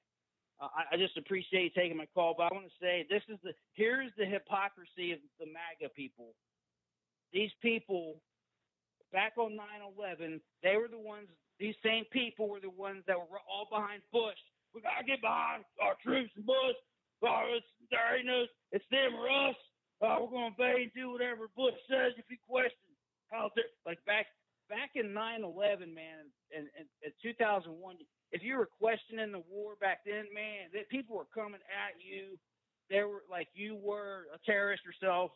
And I mean, I was questioning it back then, and even though I was, back at that time, I was on the dumb InfoWars shit. But back then, man, that was before anyone. That was a twinkle in the eye of people. These kids on Twitter, these leftist kids on Twitter, that what I mean, like, you know what I'm saying? They have no idea. But but I'm saying what I was saying was the MAGA were the same people who were those people back then on 9/11, and now and MAGA turned into the Iraq War was bogus. We should have never went there. We should bring all the troops home. We should have a non-interventionist foreign policy. That's MAGA. That's what Trump ran on. That's what he lied on. He didn't deliver on that. Joe Biden is part of all that same blob. But I don't know. He tried. Maybe I don't know. I honestly don't know what the real deal is with any of them. They're pulling out to go somewhere else. They're going to do. They can't trust anything they do. But my biggest point is the Bush people. They turned into MAGA, and then they turned against Bush. They're a dragon hydra that eats its own throat until it bleeds itself out. And I'm just, I think we need to get rid of the two-party system, but to do that, we have to get rid of the Electoral College. So I think that should be one of our biggest goals right now is to dismantle the Electoral College so we can change the system and get rid of this ancient and decrepit framework of corruption that has infested the political spectrum of the United States. You know what I'm saying? Oz, thank you for the phone call, brother. Got to leave it there. But I appreciate you, man. And I got to tell you, man, I'm going to tell you as well. Man. Heavy call, brother. Heavy call. Sorry to hear about your grandmother, man. That's my condolences, brother. And I'm sorry your dad is not doing well. When I hear you talk, man, about how this propaganda has affected your family, man, that puts a face to, because people talk about this in theory, like, should we censor? What should we do about this information on the internet? And like, I don't know, man. I think we should ask people like you. You know what I'm saying? Who has seen it cause people in his family a lot of grief. And I know the propaganda, now that was the right-wing propaganda. There's left-wing propaganda. And I think that's damaging as well. But not to the extent of what you're describing.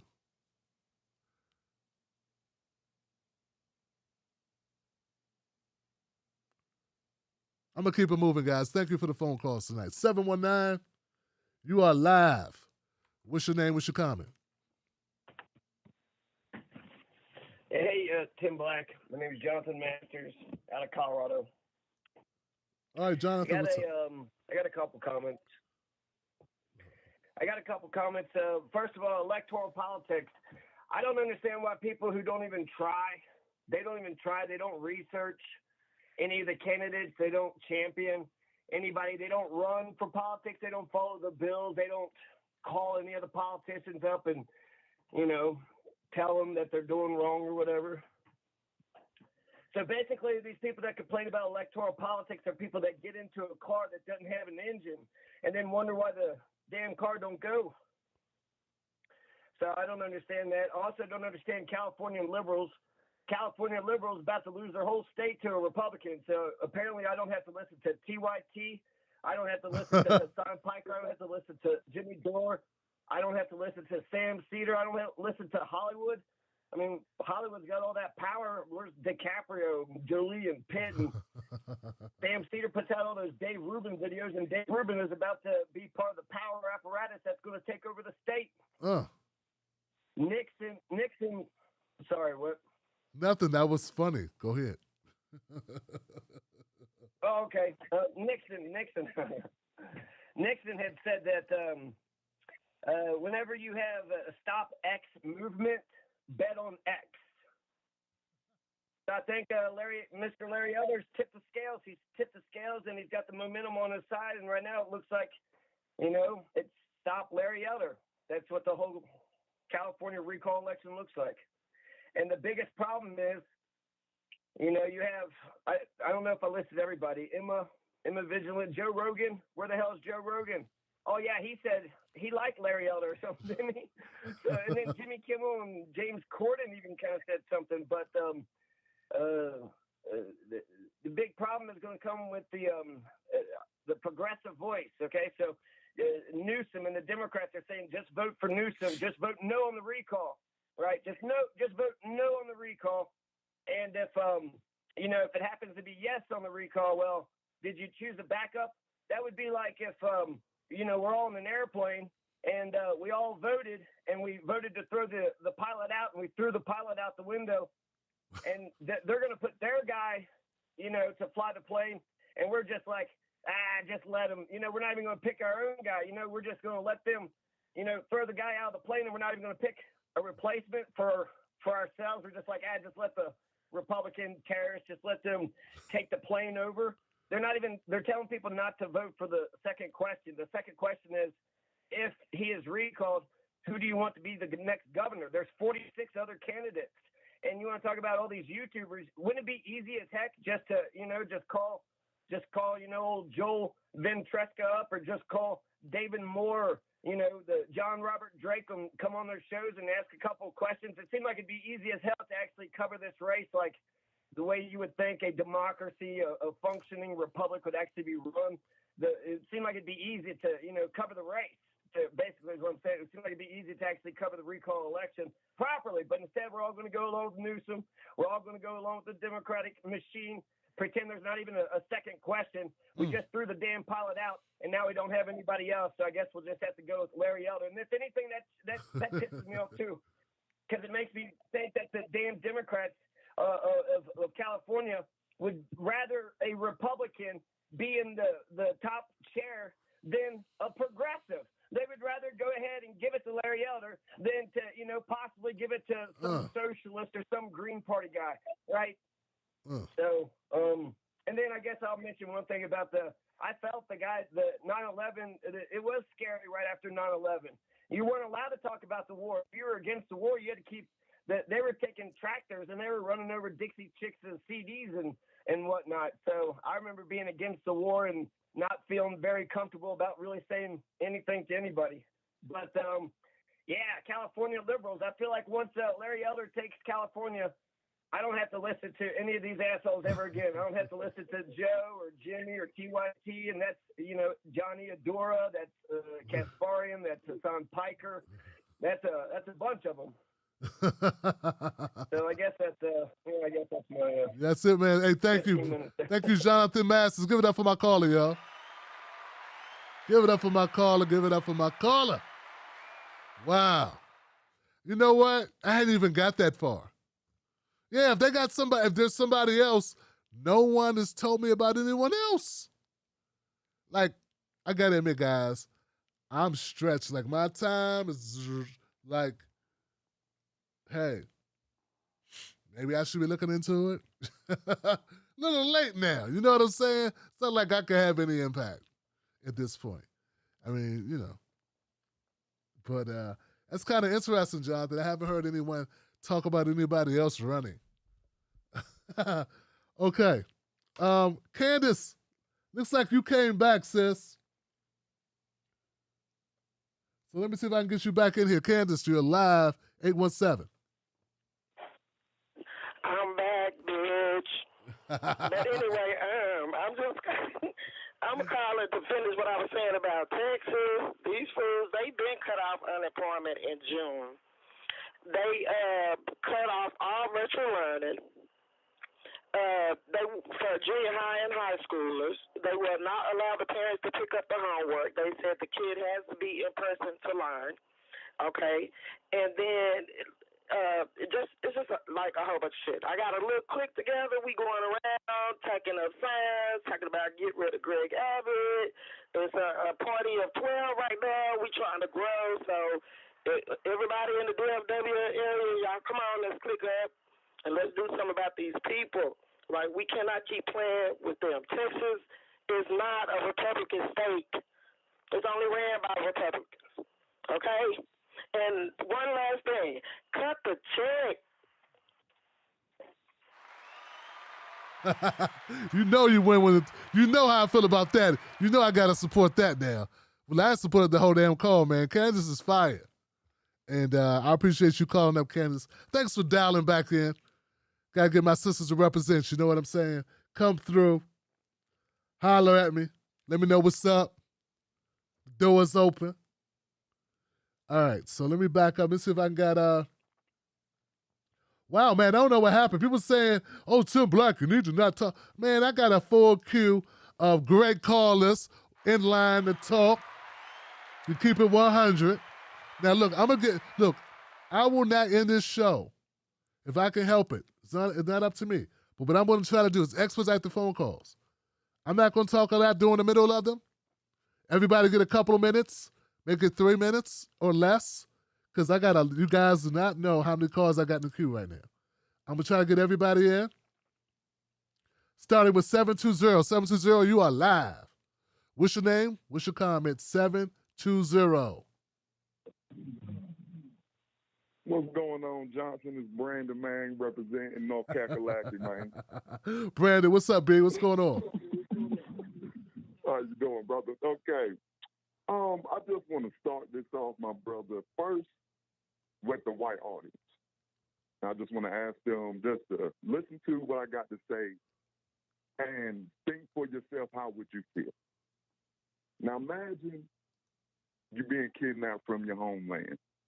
Not only you being kidnapped from your homeland, you're being spread all over South America, the Caribbean, and North America.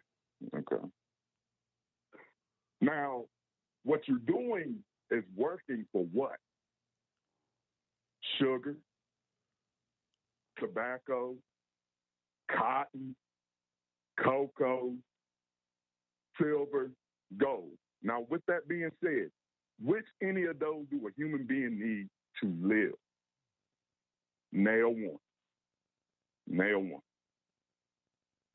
So now let's get to the United States, just the United States. So the Revolutionary War comes through. You tell us, you fight, we'll set you free. Oh, let's go. But bear arms, let's go. We help you win. What you do? You throw us back in chains. Civil War comes through. Civil War. Bear arms again, we'll set you free. So we bear arms again. You say you're going to set us free. Oh, this time we're going to give you 40 acres and a mule. You snatch that from us, too. We fight in World War I, World War II. We don't get no GI Bill. No ways to generate wealth. We get the project. But I'm going to scoot back a little bit because you brought this up yourself. I just want to know, my white brothers and sisters, how would you feel if your children was fed to alligators for their hide? Now, with all that being said, to my white brothers and sisters, why should African Americans be around y'all, period? With all the destruction, the mayhem, the misery that you have caused a group of people, why should those individuals be around you? Why? That's all I want. I want them to ponder that. Now, my thing is dealing with the reparations. Let's get back to it. I'll put this call in before, and I want them to understand it again. You gave Native Americans sovereignty. You gave them land and casinos. The Japanese Americans through World War II, you gave them reparations. The Jews got reparations to the point right now Germany is about to give Africans from 1904 to 1908 $1.8 billion in reparations. Why haven't you gave the black body reparations? To my knowledge, I think this is what it is, Tim, my brother, me personally. I believe the reason they have not gave the African American people reparations because you got to give it to Brazil. You got to give it all through the continents of Africa. You got to give it to Haiti. You got to give it to the Dominican Republic. You got to give it to a whole lot of people. And they do not want that at all. Not only that, they see us as a group of people how we have got kicked out from slavery, from slavery, kicked out, and we built cities from nothing. Now imagine if we gave these people $14 trillion, the $24 trillion, what they're gonna build. They don't want us to have nothing because they know we're great. They know what we're able to accomplish if we get our hands on it. And again, you only give us a couple of minutes. I don't want to take nobody else's time. I appreciate you, my brother, but my white brothers and sisters, please ponder those questions for me. Thank you. Y'all have a wonderful evening.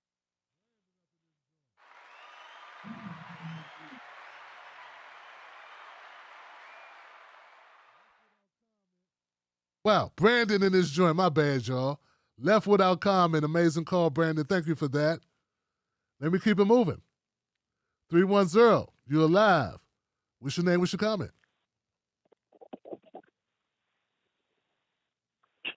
Tim. Hey.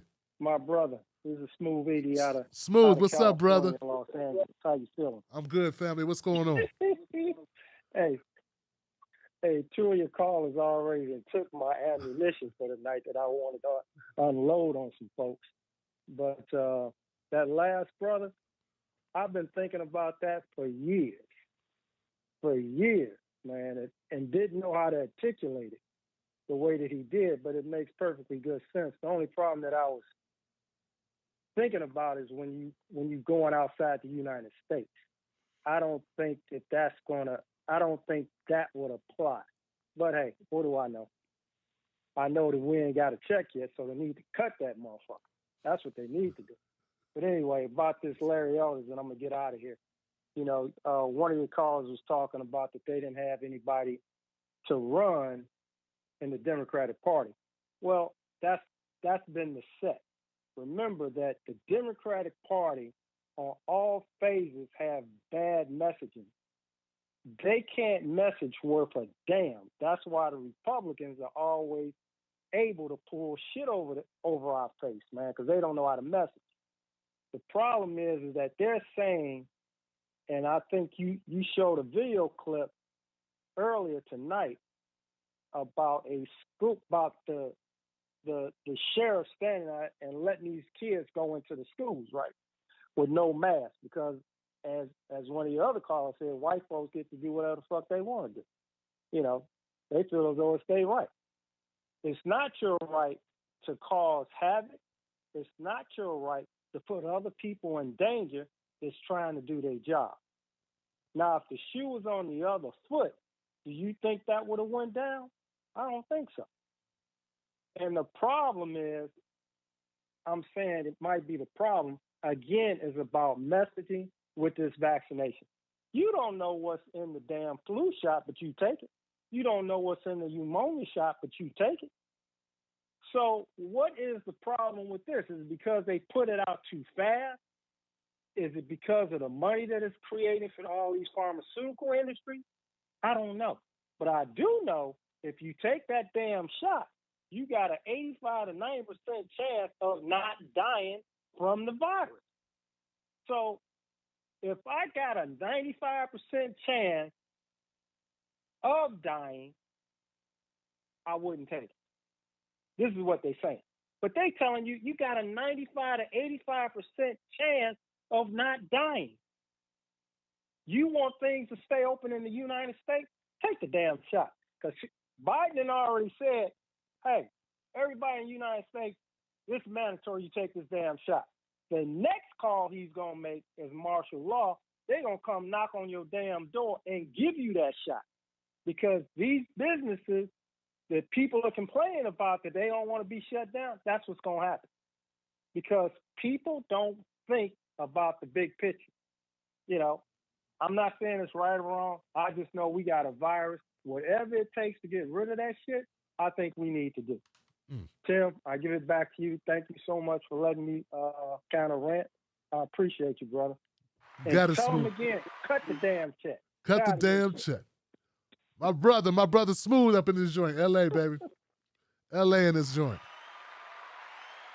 I got my people, man. I got my people. 214.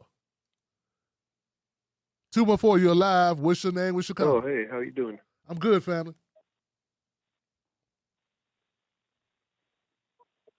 Oh, hey, Tim. Hey. What's up? Hey, what's up, man? You're live. What's going on? All right. Yeah, I was thinking, when Bernie was running and when Nina Turner were running, yeah, Jim Clyburn kind of sabotaged them both. Yeah. And, I was thinking, Jim Clyburn's Achilles heel is he has to get the Voting Rights Act passed, the John Lewis Voting Rights Act. So if you make sure he passes that, there are two possibilities. Either he passes it, which is a win, or he doesn't pass it, in which case, you can use that against him and tell him he needs to retire. And I just wanted to run that by you, see what you 90 seconds. Huh. Hey, that's interesting. Look, if anything, my brother, thanks for the phone call, brother. I appreciate it. And thanks for the brevity of your comment as well. I will just say, I'm open to that. I'm very open to that, brother, Thank you for that. Thank you for that addition, because I had not considered it. We need to be strategizing that. Clyburn. Demise. 60 seconds. Oh, man. Some people were saying that Bakari Sellers is planning to run against Clyburn. But you ain't hearing from me. 757, you're live. What's your name? What's your comment? This is Tim Black. This is Jeff from Virginia. Jeff, what's up, man? Couple things. I'll try to be real quick. Number one, if you're listening and you like this content, put your money where your mouth is. Get some, become a Patreon or get some of the merchandise. I wear the Both Parties Suck shirt that you're wearing right now. I get a lot of good comments from it. The Tim Black hoodie goes great with everything. You know, put your money where your mouth is. But anyway, number two, I just want to say I owe you an apology, Tim Black. 10 seconds. I actually unsubscribed from you, and especially during the whole Brianna Joy Gray thing. I know it's a bit off topic, but I just want to apologize because I didn't think that a lot of these people were like that, and I was a little upset. But I was watching the videos, and I always had you kind of in the back of my mind, and I'm starting to catch on to these things. And I know you kind of joked it, but that one video where she was basically saying, you know, coddle these Nazis and stuff like that, that was the thing that, you know, opened up my eyes to her. And, you know, the Cristobal and Cigar, they do the same thing. And one thing that they do is they'll say stuff that I agree with, but if you look at all their videos that they do, it's the choices, the stories they make. It's always anti-Democrat, all this stuff, and it props up the right wing. Matter of fact, I'm in Virginia, and they just showed a whole entire Glenn Youngkin commercial, you know, on their show, and he's running for governor of Virginia right now. I'll get to McCall if who's trash too, but kind of like that Larry Elder Newsom thing. I mean, they're all trash, but it could be a place of privilege to just, you know, not vote, and then you got freaking Larry Elder in there who's just the worst. And that's all I really wanted to say, man. I wanted to get off my chest. Yeah, brother. I really like you, man. I've been around for a while. You know, I left you for a little bit there, but like I said, you're always there in the back of my mind, man. I started noticing these things. I was like, man, I think I messed up. Let me get back to Tim Black. But that's crazy. But yeah, man, I've been with you for a while, man. And yeah, I just want to let you know, man. I just want to get in touch. And I really mean that. If anybody's hearing, yeah, put your money where your mouth is, man. Support this show. It's opened up my eyes to a whole lot of things, and I'm sure it's done that for a lot of others. So I appreciate you, buddy, and take it easy, man. I'm glad you got a lot of callers tonight, man. Keep it up. No doubt, man. Give it up for my brother Jeff, man. Calling up from VA, man. Right around the corner. And I said I wasn't going to talk long, so I got to keep it less than a minute. I would just say, man, all is forgiven, brother. I don't hold no grudges on my viewers, man. Unless you just be like trolling. And still then, you let a month go and I'll forget about that because we got bigger shit to worry about. But, brother, I appreciate you stepping up and taking the time to make a phone call to tell me that, man. I appreciate that. Ain't no love lost, bruh. And look, that goes to anybody. They did a really good job of smearing me, bro. They really did. It was excellent job of smearing. And the proof is in the pudding. It said I hate black women. They made some really harsh allegations, bro. And they used black people to do it, and they were more than happy to do it. So, it is what it is. Moving on. 301-802, you are live. What's your name? What's your comment? Hey, Tim Black. This is Kendall calling from Washington, D.C. What's up? What's going on, Kendall? All right, well, let's keep it short and let's keep it quick. You know, we doing the we back on the grilling them. We're grilling them. Shout out to Reset Race. this is like the huggy lowdown for the left. We going, pass the mumble sauce for me and wind me up, Chuck. That's what I want talking about. See, the Bam of the week is clearly Brianna Joy Gray. I'll take, random K-Hive dipshits over Brianna. I want to be petty tonight. I'm sorry. I know we having like some catharsis and all this, but I want to be extremely petty tonight, Tim. So let's do it. So, I'll take some random K-Hive dipshits over Brianna Joy Gray. I'll take Joyanne Reed over to Brianna Joy Gray, with her bad face. I saw that interview with Talia. Talia eats at you, Brianna. She totally eats at you, okay? Bad face. Talking about, I hate how she has that aesthetic, that holier than thou intellectual aesthetic, dishonest intellectual moonbat. She's a low down, dirty, bottom feeder, anti-black, anti-mama, no good grift bitch. That's what she is. She looks like the anti-mama. Remember when the anti-mama, when they redid the anti-mama? I was looking at the old carton the other day. It looked like Brianna. Oh my God. Oh yes. Let's bring it back. And where's Virgil, Texas, Bree? What did you know, and when did you know it, Bree? Everybody go out there and Google Virgil, Texas grooms underage teen. Bree, what did you know? What are you hiding, Bree? She's truly the Wendy Williams of the left wing. She's the Wendy Williams of the left wing. That's what she is. She's this not good figure over here on the left. That's what she is. And then you got Crystal, the MSNBC reject. Crystal Ball needs to Google King George County, Virginia lynchings. That's what you need to do, Crystal.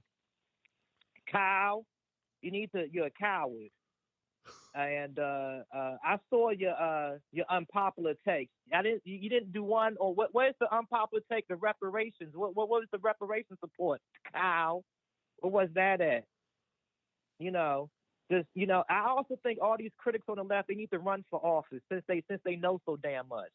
Since they Jimmy and all them, why don't y'all run for shit? Because I'm sick of them attacking our leaders, and it had real world consequences back on August the 3rd, the day that will live in infamy. So that is what I'm calling tonight, is that I'm happy to call in and to dunk on them, because they all need to be held to account, just like they want to hold everyone to account.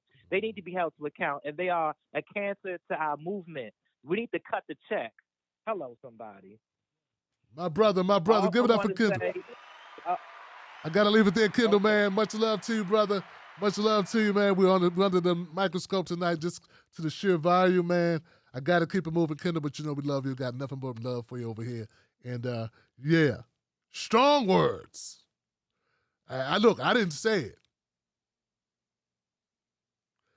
949, you live. What's your name? What's your comment? Hey, Tim. It's Jenna Beck. Thanks so much for giving me a chance to say hello.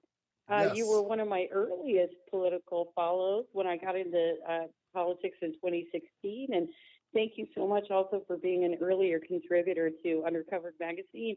I wanted to just really quickly address the California recall, because I'm an organizer in Orange County, California. Yes. Your caller from LA is spot on. Absolutely spot on. Democrats are terrible at messaging.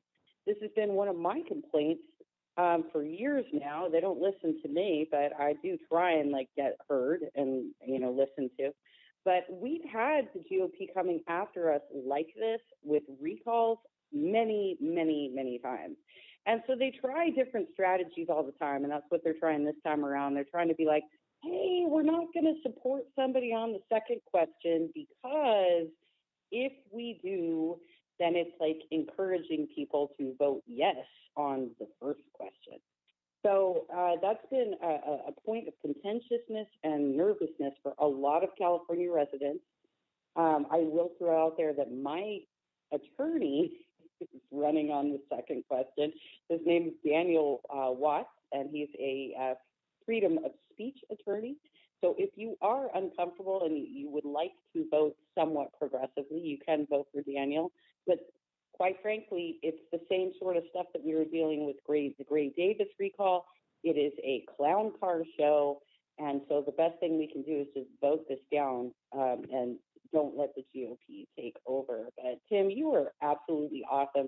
I learn so much every time I listen to you. And I think the stuff that you've been going through over the last few weeks with the opposition attacks against you are just unconscionable. And you're handling it with grace and style. And I think you're doing fantastic.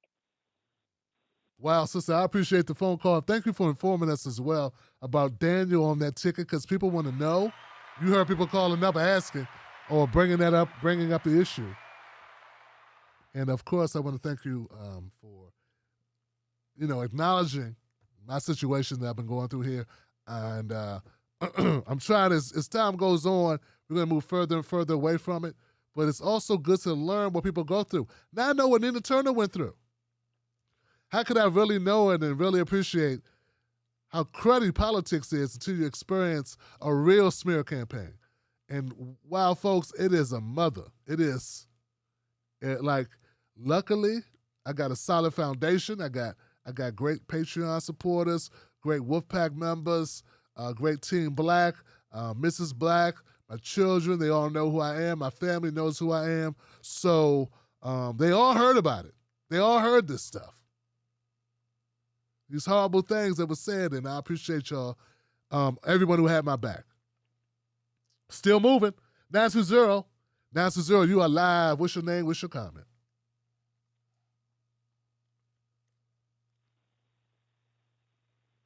Hello, can you hear me? Yes, who's this? Oh, well, thank you for taking my call.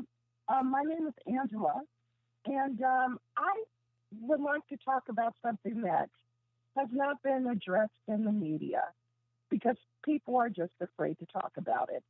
And the number is 53.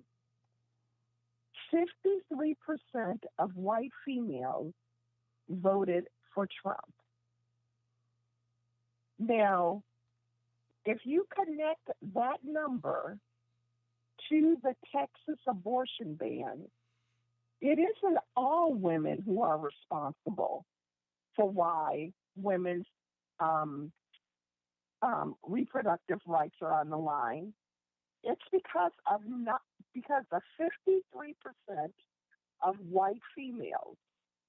And now that white females consciously and intentionally voted for Trump, who put 3 Supreme Court justices on the seat, right-wingers, and he filled the courts with all of these right radical justices.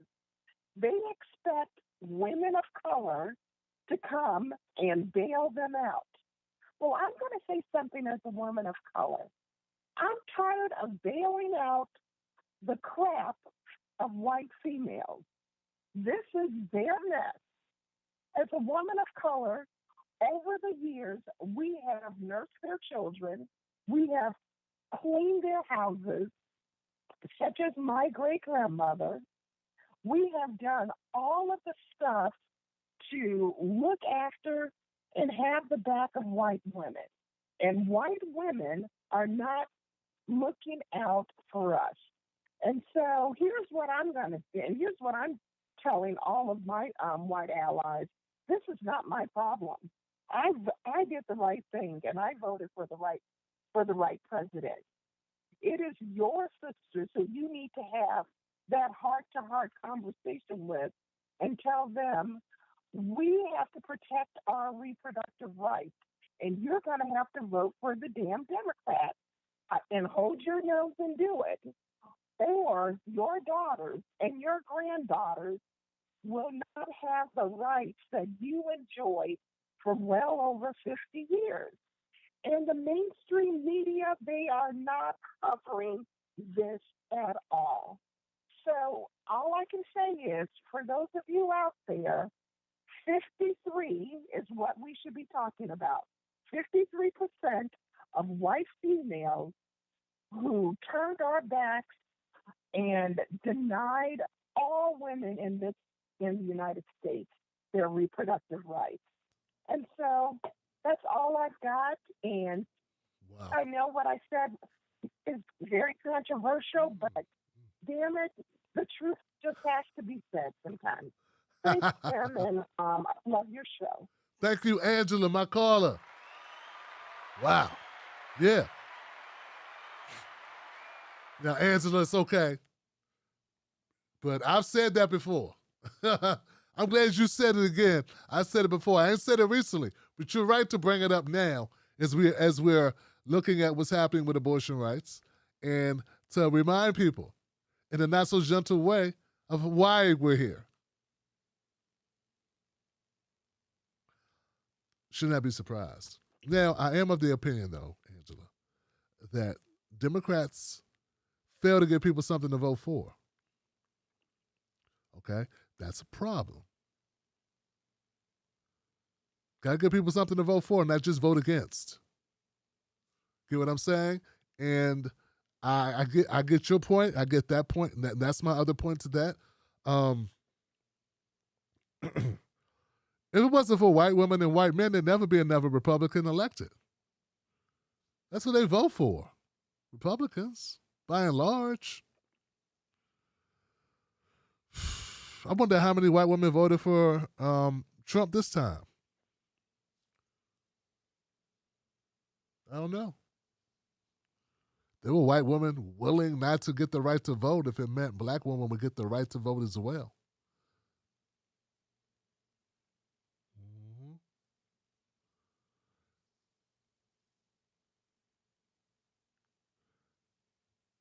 They didn't want black men getting paid in the armed services because black women were being able to stay home like housewives, like they were.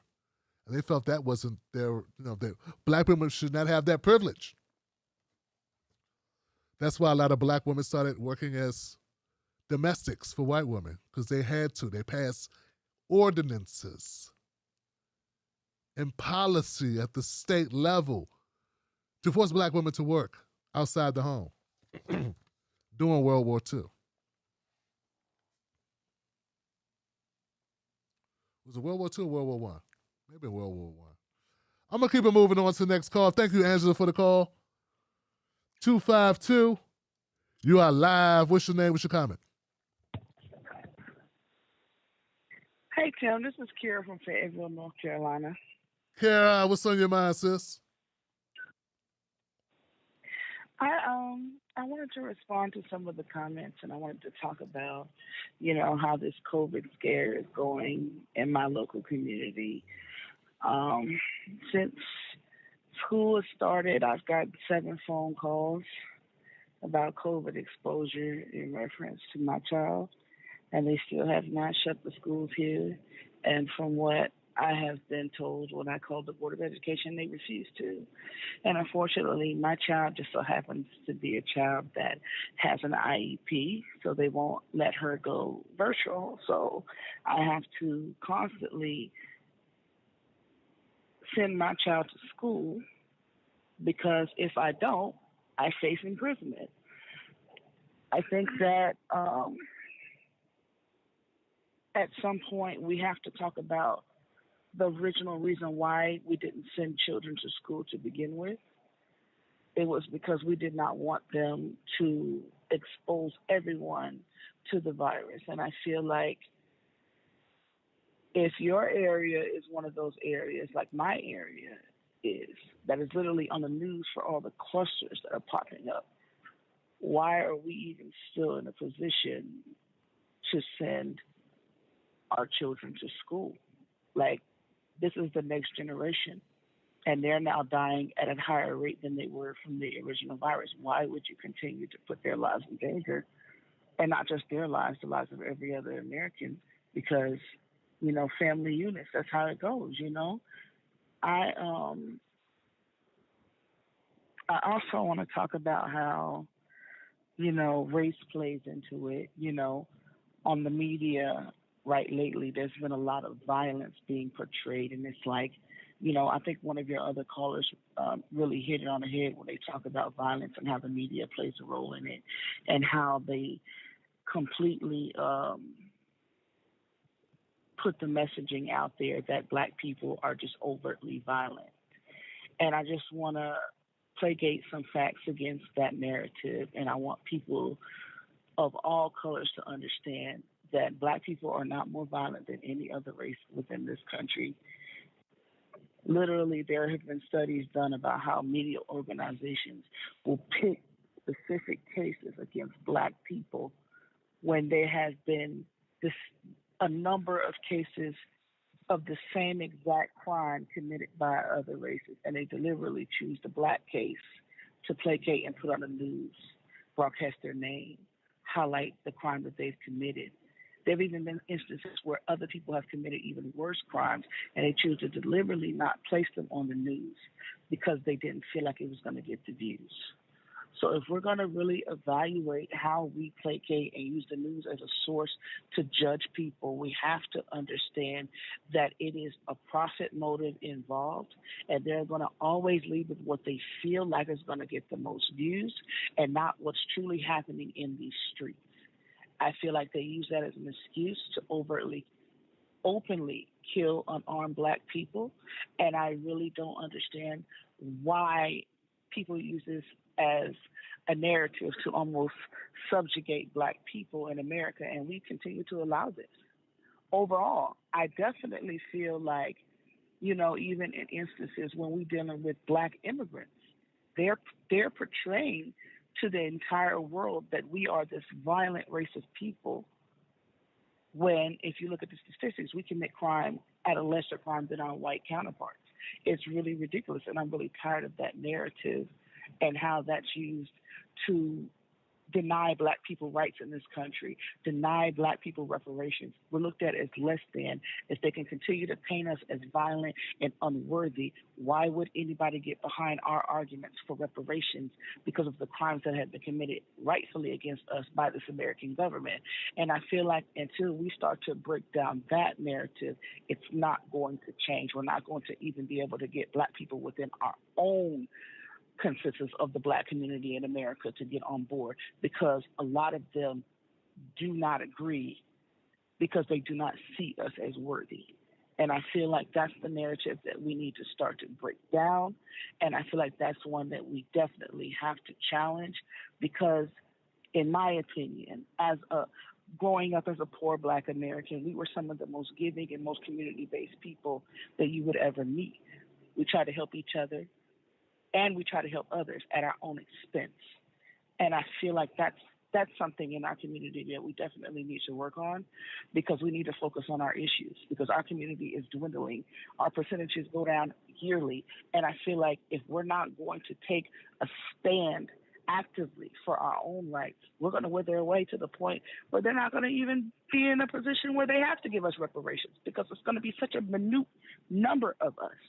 The Asians, if you look at the census numbers, the Asian community and the Latino community are coming up in large numbers, but our numbers are either staying the same, and because they're staying the same, percentage-wise, we're going down in relation to population increases across the board in other minority groups. And it's doing us a huge disservice to not be on board and not be on code and explaining not only to our own within our community, but to others on how this placates these narratives within the media and how they use this to continue to rob us of what we deserve in the reparations argument. I'm sorry to take up too much time. I said I wasn't going to take too much time. Thank you for letting me speak again, Tim. Y'all have a good night. Give it up for Kira, y'all. Wow. Okay, let's go to the next call, guys, while this phone line's still on. 409, you are live. What's your comment, 409? Sounds good. Hey. Cut it. Johnson.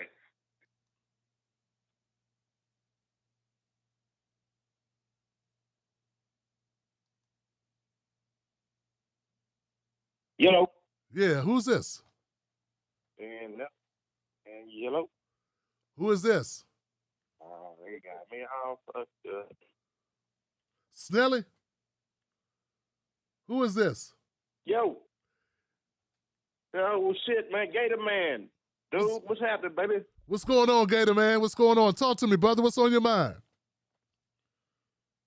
Man, ain't too much on my mind, Johnson. I was just going to call you and tell you to cut that motherfucker. Well, not you, but they need to cut the motherfucking stick, baby. You know what I'm saying, man? I'm going to go ahead and get off the line. I know you got it busy tonight. Keep on shining, baby. Y'all do the thing. Peace and love, Johnson. Love y'all out, man. My brother. Man. I thought somebody was pranking me or something, man. I was like, what's this? Gator. All right, yo. Yo, all right. Next call, man. You got me, brother. I didn't know what that was. 425? 425 up in the house. What's your name? What's your comment?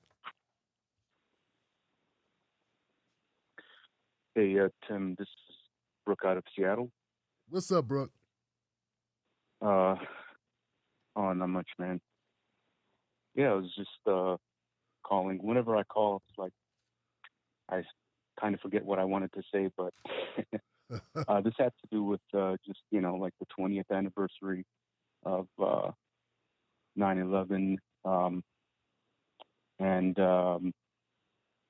I just wanted to say that I think over that time, I've just become very jaded. I don't really believe much of what I hear anymore. I think for a long time I was more of a moderate.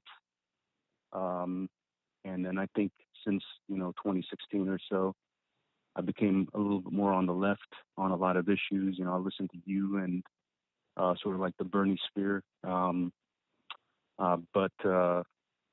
I look at time, I didn't really believe in conspiracies or, like the Building 7 stuff someone brought up earlier, but the stuff leading up to it, I've done research. For instance, Dick Cheney going into the administration. I know this is kind of off topic, but there were sanctions on Iran and Iraq at the time. There was the Iran and Libya Sanctions Act of 1996 and a no-fly zone on Iraq. No company can do business. A lot of people died in Iraq actually because of the no-fly zone, like 500,000 people. But there was only one company that was doing business. There was Halliburton, and Clinton wasn't really cool with that. Clinton and Dick Cheney did not get along, actually. In fact, I suspect that's one of the reasons why he became VP later on. And then, of course, that same year, 9/11 happened, and within a couple of years, we were in Iraq. It just seems like there's a lot of connections there, a lot of smoke. And I think because of that and just looking at the history, I just don't really believe much anymore of what I hear. It took me several months to really believe the COVID news, just to be honest with you. I have taken the Johnson & Johnson and all that, but, part of me waits, 5 years from now, we're going to hear maybe some of the information we were given was incorrect, intentionally incorrect, stuff like that. And I think that just goes to, all the dishonesty that we've heard from corporations, from, sort of like a corporate government that we've had for a long time. A lot of your listeners might feel the same way, maybe not, I don't know.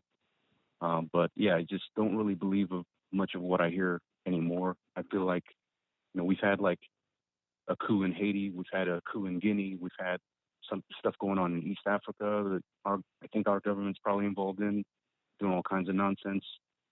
How we left Afghanistan. I mean, all of it is just so weird, and just it just leaves you with sort of just disbelief subconsciously. There's got to be part of you that's saying like, what the hell?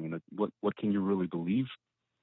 Do what they tell you, kind of. Like take the meds, take the COVID medication, social distance, do your masking, be careful out there, but don't entirely invest in believing everything you hear. Just because you never know. You know, a few years from now, you never know what you're going to hear. Like, it's going to be the polar opposite. So, anyways, yeah. I just wanted to call and yeah, brother. You know, just talk about that, and yeah, that was it. Wow, brother, give it up for my caller. Talk to you later. All right, Brooke, thank you for the call, brother. Yeah, you know, I'm the same way, brother. I feel like we're going to get some. So whenever I talk about the COVID, the coronavirus, the vaccines, there's always a bit of what don't we know I'm thinking about. But what I always try to do, so I just want people to know, I'm very skeptical about a lot of things. And given the history in this country for us, for black folks particularly when it comes to medications and vaccinations and things of that nature, it's just a reflexive response, but it's something that's based in reality. And people talk like, you shouldn't be this way. There's no such thing as you shouldn't be, okay? And I don't know. Anyone can feel that way. I just try to err on the side of caution as far as, you know, I don't want to be a part of anyone's decision-making that may lead them into jeopardy. So I try not to harp on these things. Consult your doctor. Consult your doctor. That would be the best thing. I'm not a doctor, obviously. If I was, I don't know. Our phone lines will be up all the time. No, I'm joking. What a show, guys. What a show. I had to push it just to make sure we made it through. And that's a great thing when we make it through. You feel me? So, you guys want to go to comment sections now? Yeah, because I'm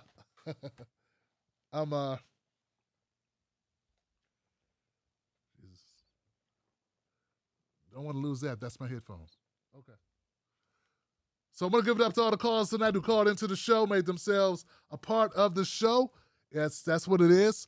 Tuesdays and Fridays remains the same. Mondays, Wednesdays, and Fridays will be pause shows during the day, or I should say during the evening, early evening. And I want to go live more often. But I just think the Tim Black Show is just so much about the callers. 3 or 4 stories before I do my show. And then callers just feels like a good mix. I think it's one of the strongest shows on the internet. And I think it's because I got such a strong following of informed, interesting, bold, courageous, blunt, real, eloquent, articulate, different types of callers, but everyone calling from the heart, speaking their own truth. Ain't nobody putting on no airs, trying to be fancy, just being themselves and saying how they feel. I think that's amazing. And it's the backbone of this show.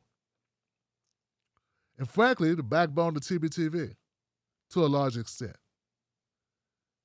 And I'm glad we do it. Give it up for that.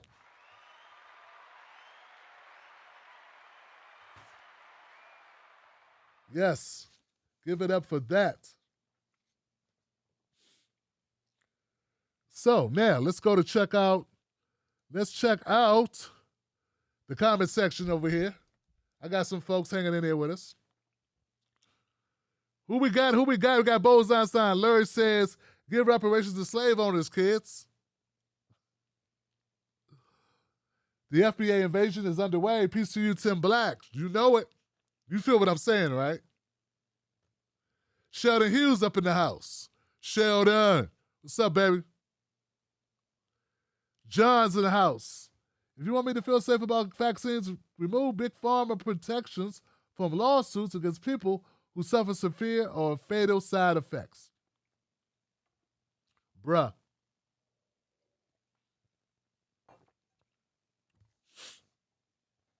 What I'm going to tell you, bruh. What I'm going to tell you.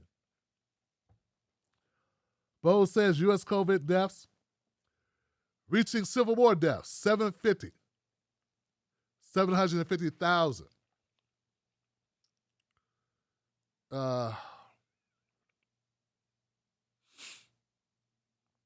are people that don't believe those numbers, Bose. And if you have people, when people say, I don't believe the numbers, I don't believe, then you can't just, the conversation ends, because if you don't believe this is a life or death situation, that means we're not going to agree on what to do about it. And if you're a person that does believe it's a life-death situation, there is nothing that you could say, that they could say to you, right? So here we are. That's what you get. Damn media, Johnson. What up, Will? Appreciate you, William. Good looking out. Will says, get what you can, Johnsons. Thanks, Will. Give it up for everybody who supported the show. Oh, man. I think that's it, Johnson. You guys good? Damn it, these people. What's up with you two?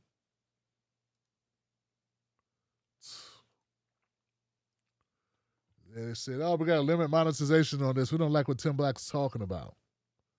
They always do that, Facebook done it. YouTube's done it.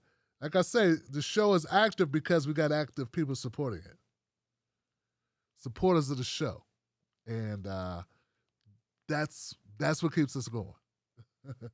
So that's it. That's all. What else? That's it. This weekend, I'm a clip out. I got some special clips from my brother Marvin. Give it up for Marvin. Marvin took time. He made clips of various parts of the show of callers. Not my clips. Well, it's my clips because it's my show. But it's callers adding their voices to the show. So we got a couple of videos that we could run. I'm gonna give a glimpse of this. Yeah, let's do this. Let's give it up for Marvin, y'all. Check this out.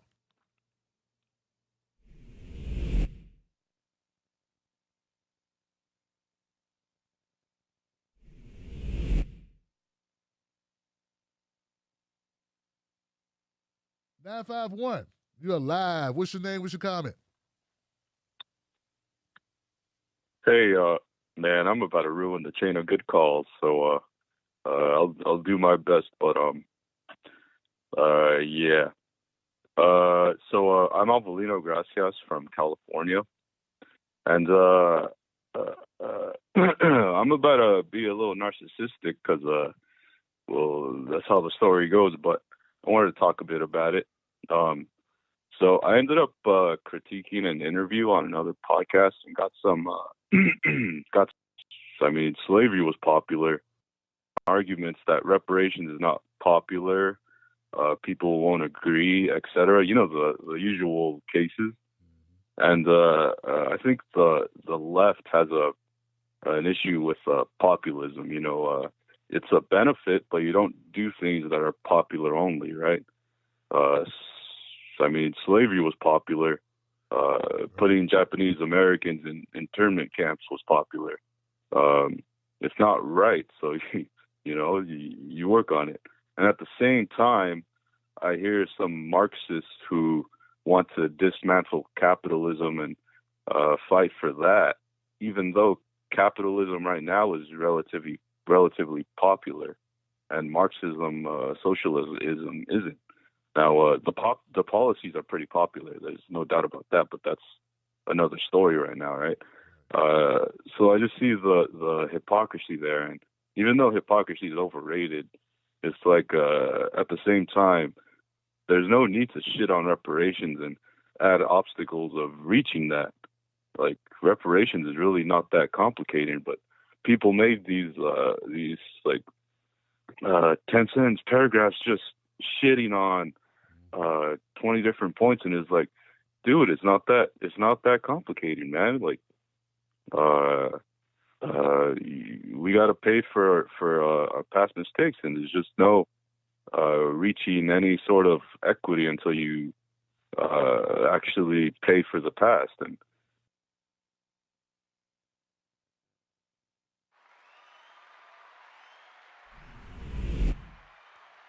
so that's give it up for Marvin one more time, y'all. And I appreciate you, Marvin. And it's a couple of clips, and they have a number of callers calling in, and that's you guys.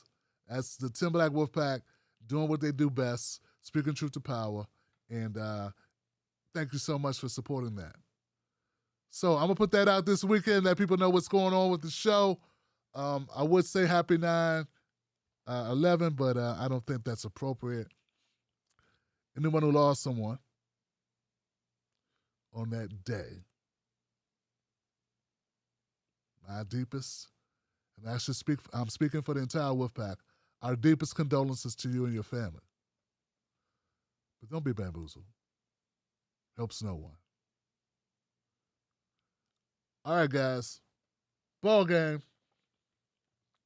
We are real. It's on. Thanks, Will. Thanks, Tony D. Thank you, Lady Jackie. Thank you, Sally Thompson. The only number we're concerned with is 99, followed by 12 zeros on the check, love. Damn.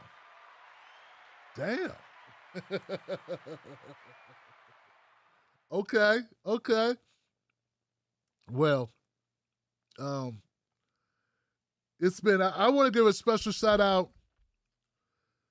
to Gary, because Gary is doing some things for himself to take care of himself that bold people do. Brothers and sisters, Tim Black Wolfpack, I just want to support any of our members who are going through a hard time and have the courage to go through it, okay? So go through it knowing we got your back. And I'm realizing how important this show is to so many people, dogs. Johnson, a lot of people really connect with you. They connect with me. They connect with the community. You understand what I'm saying? We want to continue to make this community grow. And we want to continue to develop ways for our communities to support one another. So anyone who has experience working with communities, working with an online community, people that have that experience and would like to apply that skill set, because it's a special skill set, please hit us up at clientcare@timblacktv.com. That's clientcare@timblacktv.com, because what I'm looking for, are people to help grow the community. I realize now, without my community, I'd be nowhere. This show would be nowhere. It ain't ads. It ain't guests. It's the community. Hell, it's not even the topics. The reason why this show is successful is the community. So, my number one asset, my number one priority is growing this community and making it strong and vital and continuing to make it healthy. And if you want to be a part of that and you've had experience working with that, hit me up. Hit us up. clientcare@timblacktv.com. Let's talk about it. Let's see how we can make you, how we can apply your skills to our community and how we can continue to grow this. Hope that makes sense, guys. Just something we've been thinking about.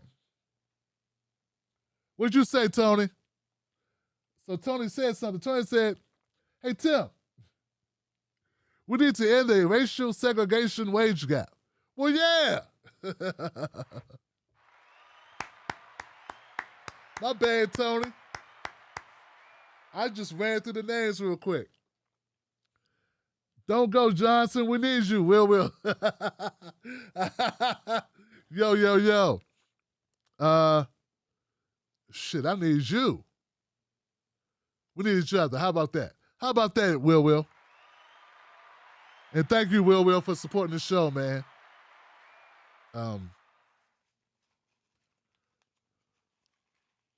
It's not about dunking. And this bothers me. I think you guys know this. It ain't about dunking on Breonna Joy or dunking on... Well, it is a little bit about dunking on Jimmy Dore. I think Jimmy Dore is a problem, period. So no one else could take him on. No one else could slow him down. No one else. I'm basically throwing my body into the well, trying to stop the runaway fucking train with that guy. Because nobody else could do it. Kyle got blown up. Like, he has no standing to do it. And he has nothing he doesn't want to risk. It costs you something. Last person that took on Jimmy Dore in that side of the left told me in confidence that they lost half their Patreons. He's a bully. I know they want to make me the brute and the bully. That's the bully over there. But they would never say that because they're busy kissing his ass. He's what keeps their ecosystem alive. But yeah, I don't gratuitously go after people, man. Like,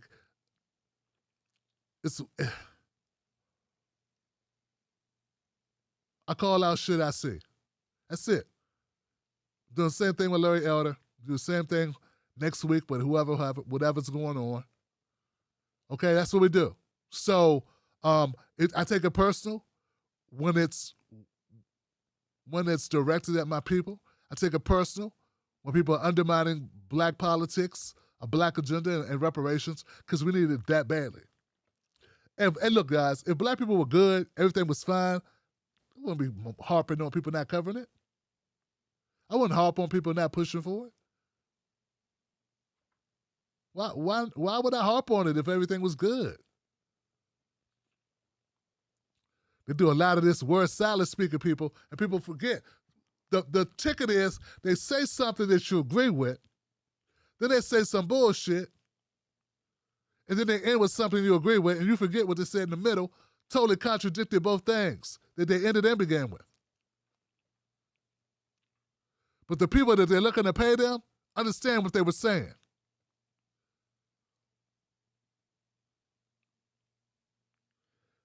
So, it's backhanded compliments and nonsense. We got to do more than fight the good fight. We got to win, okay? That's it. We got to do more than fight the good fight. We have to win. And I feel like we got this space and we can win with this space. And then let's go move onward and onward. Let's move onward with universal health care and get rid of that student debt. I want to do that too. But I got to have priorities. But I'm for all those same things I've always been for. But this is first. This is first. Because that's what's on fire.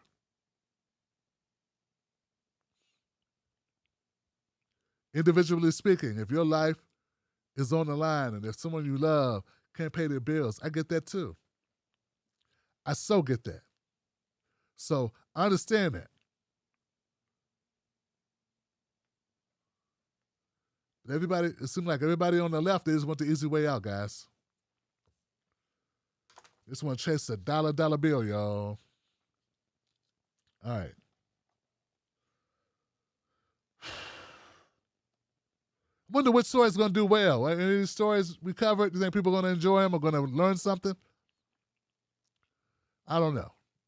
But I had fun doing them because I felt they were important to do. Larry Elder is horrible, man. What else we got? What else? Rep 1, the Harvard Oreo cookie way of speech. Yeah. But you can't say that though, Will, because then you're erasing her blackness. You're not giving her respect. You're dismissing her. You're all this other shit. Like I say that about anybody. But because it's her, I'm supposed to bite my tongue? If I said that about Clyburn, you wouldn't care. Now I'm attacking black people. Whatever. I've been critical as hell of Whoopi Goldberg. No one said shit. Not a word. I was critical of Kamala Harris. No one uttered a word. But Brianna, they're not powerful. That's not a prerequisite. It's not like I'm picking random people off the street. Like I'm picking random people in my Twitter feed. Let's be a little honest. Let's keep it a little bit above board. It's like when I go after people on the left that are commentators, some of them making hundreds and hundreds of thousands, several $100,000 a year to millions of dollars a year. When I go after them, I'm not going after Joe Blows on the corner working at Costco's. Let's keep it fucking 100. Let's be a little bit genuine, okay? It ain't the same thing. These people are horrible motherfuckers that are defending these other people just because they like them. That's all you're doing. And my thing is, if they fighting against my interest, they're going to say, well, it's not popular to fight for black people issues? What kind of shit is that? So when I first heard the word populist, I just didn't really know what it meant. I didn't really know what they were talking about. But they mean only what the majority of white people want. That's what populist means. Popular. What's ever most popular? So, in a predominantly white country, what's that going to mean? It's all in the name. How could he have anybody black following him? How could anybody black follow people like Kyle Kalinske, for instance, who, I'm a populist, I'm a liberal populist, whatever. Fuck. What's that mean? The issues he supports are going to be those that the dominant society want. And it doesn't matter if the other issues are important, if they're ethical, if they're humanitarian issues, whatever. He don't give a shit. You understand? That's what secular, that's what he means. How is that a guy friend? How's that your friend? Now, I'm not saying never watch this shit. I would never do that to somebody. I would never try to put somebody out of business like that. But what I'm saying is, yeah, what do you get out of that? What's that say about us? What does it say about you and I? What does it say about me if I don't say something? You think everyone looks at it that clearly? I don't think they do, Johnson. I mean, imagine taking a stand like, hey, if the issue is not something that everybody wants, I'm not going to fight for it. I thought that's our job. I thought our job was to speak truth to power. But see, that's not everyone's job. My job is different from their jobs. My job is to speak truth to power. I will advocate for things I care about and that I think are important. It doesn't matter if everyone agrees with me or most people agree with me. That's those folks across the street. That's not how I operate. Y'all get what I'm saying? Like my caller said, if we only do what's popular, we still have slaves. And we still do. They're just in prison, out of eyesight, eye view.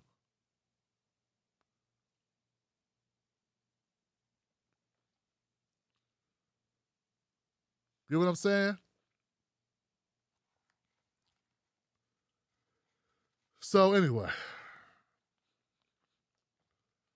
look, I'm here. I'll be here. Thank you guys. So once, and it's probably me, guys, that like just busy, not paying attention, not thinking deeply about what other people do, what their motives are. People saying the Hill TV went totally downhill. That's why they call it the Hill. It's downhill TV now. Next week, they're going to change the name to In the River. These motherfuckers are anti-black as hell. They always were. That's why they needed me and Ira to come on. So anyway.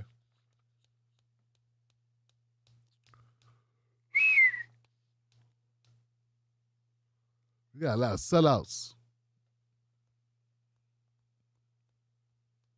A lot of sellouts, Johnson. A lot of sellouts.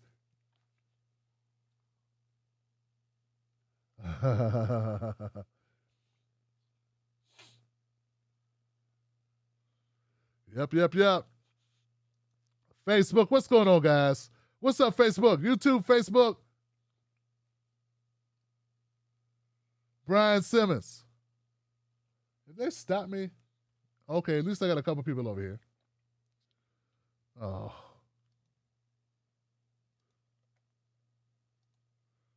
Posting shit to get my channel shut down.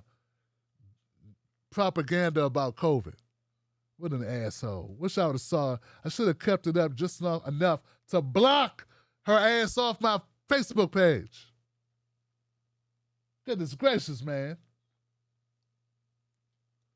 Go tell somebody else.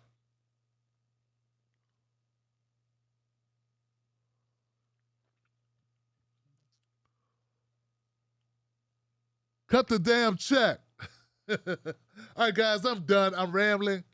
I stayed because Will wanted me to. Will said, hang out, man. But I got to wrap it up. Look, it's 3 words. No, that's for pause. Cut the check.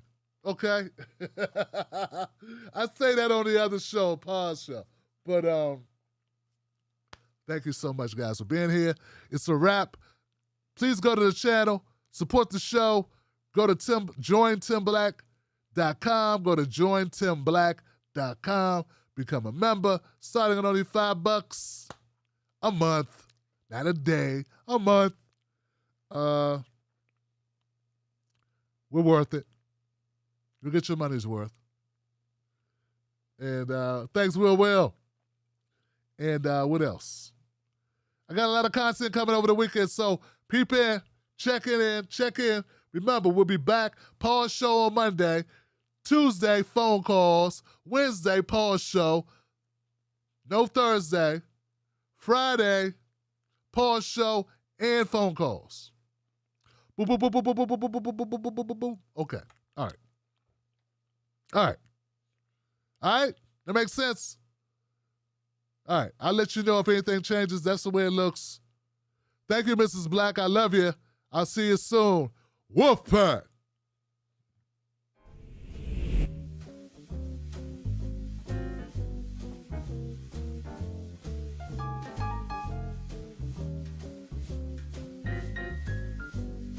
Most news shows are suspect.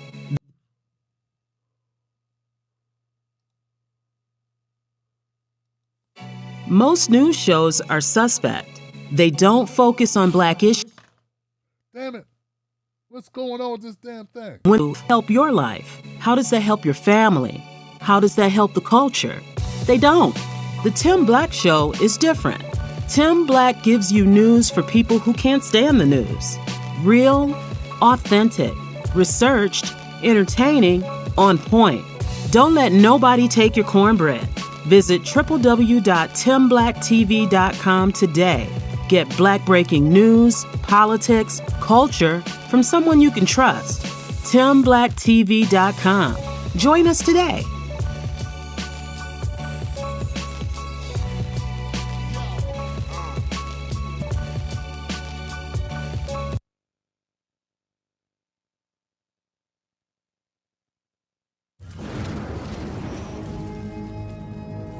Don't fall for the banana in the tailpipe.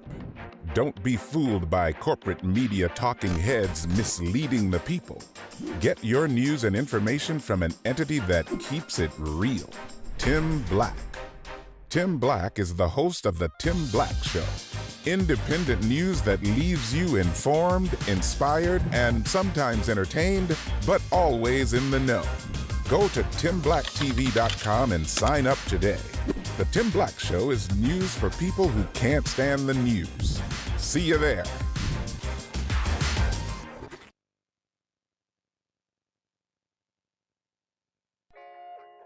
Let me ask you something. Do they know us? When I say they, I mean the talking heads on cable news. Do they know you? I mean, they talk about the world as if it's a sport. They play political games, report on our pain, rack our brain to feed the stock exchange, but do they know us? Do they know what we care about? Nope.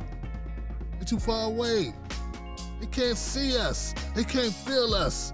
They can't relate to us. See, when you want to know what's going on in your world, trust someone who lives in your world. Subscribe.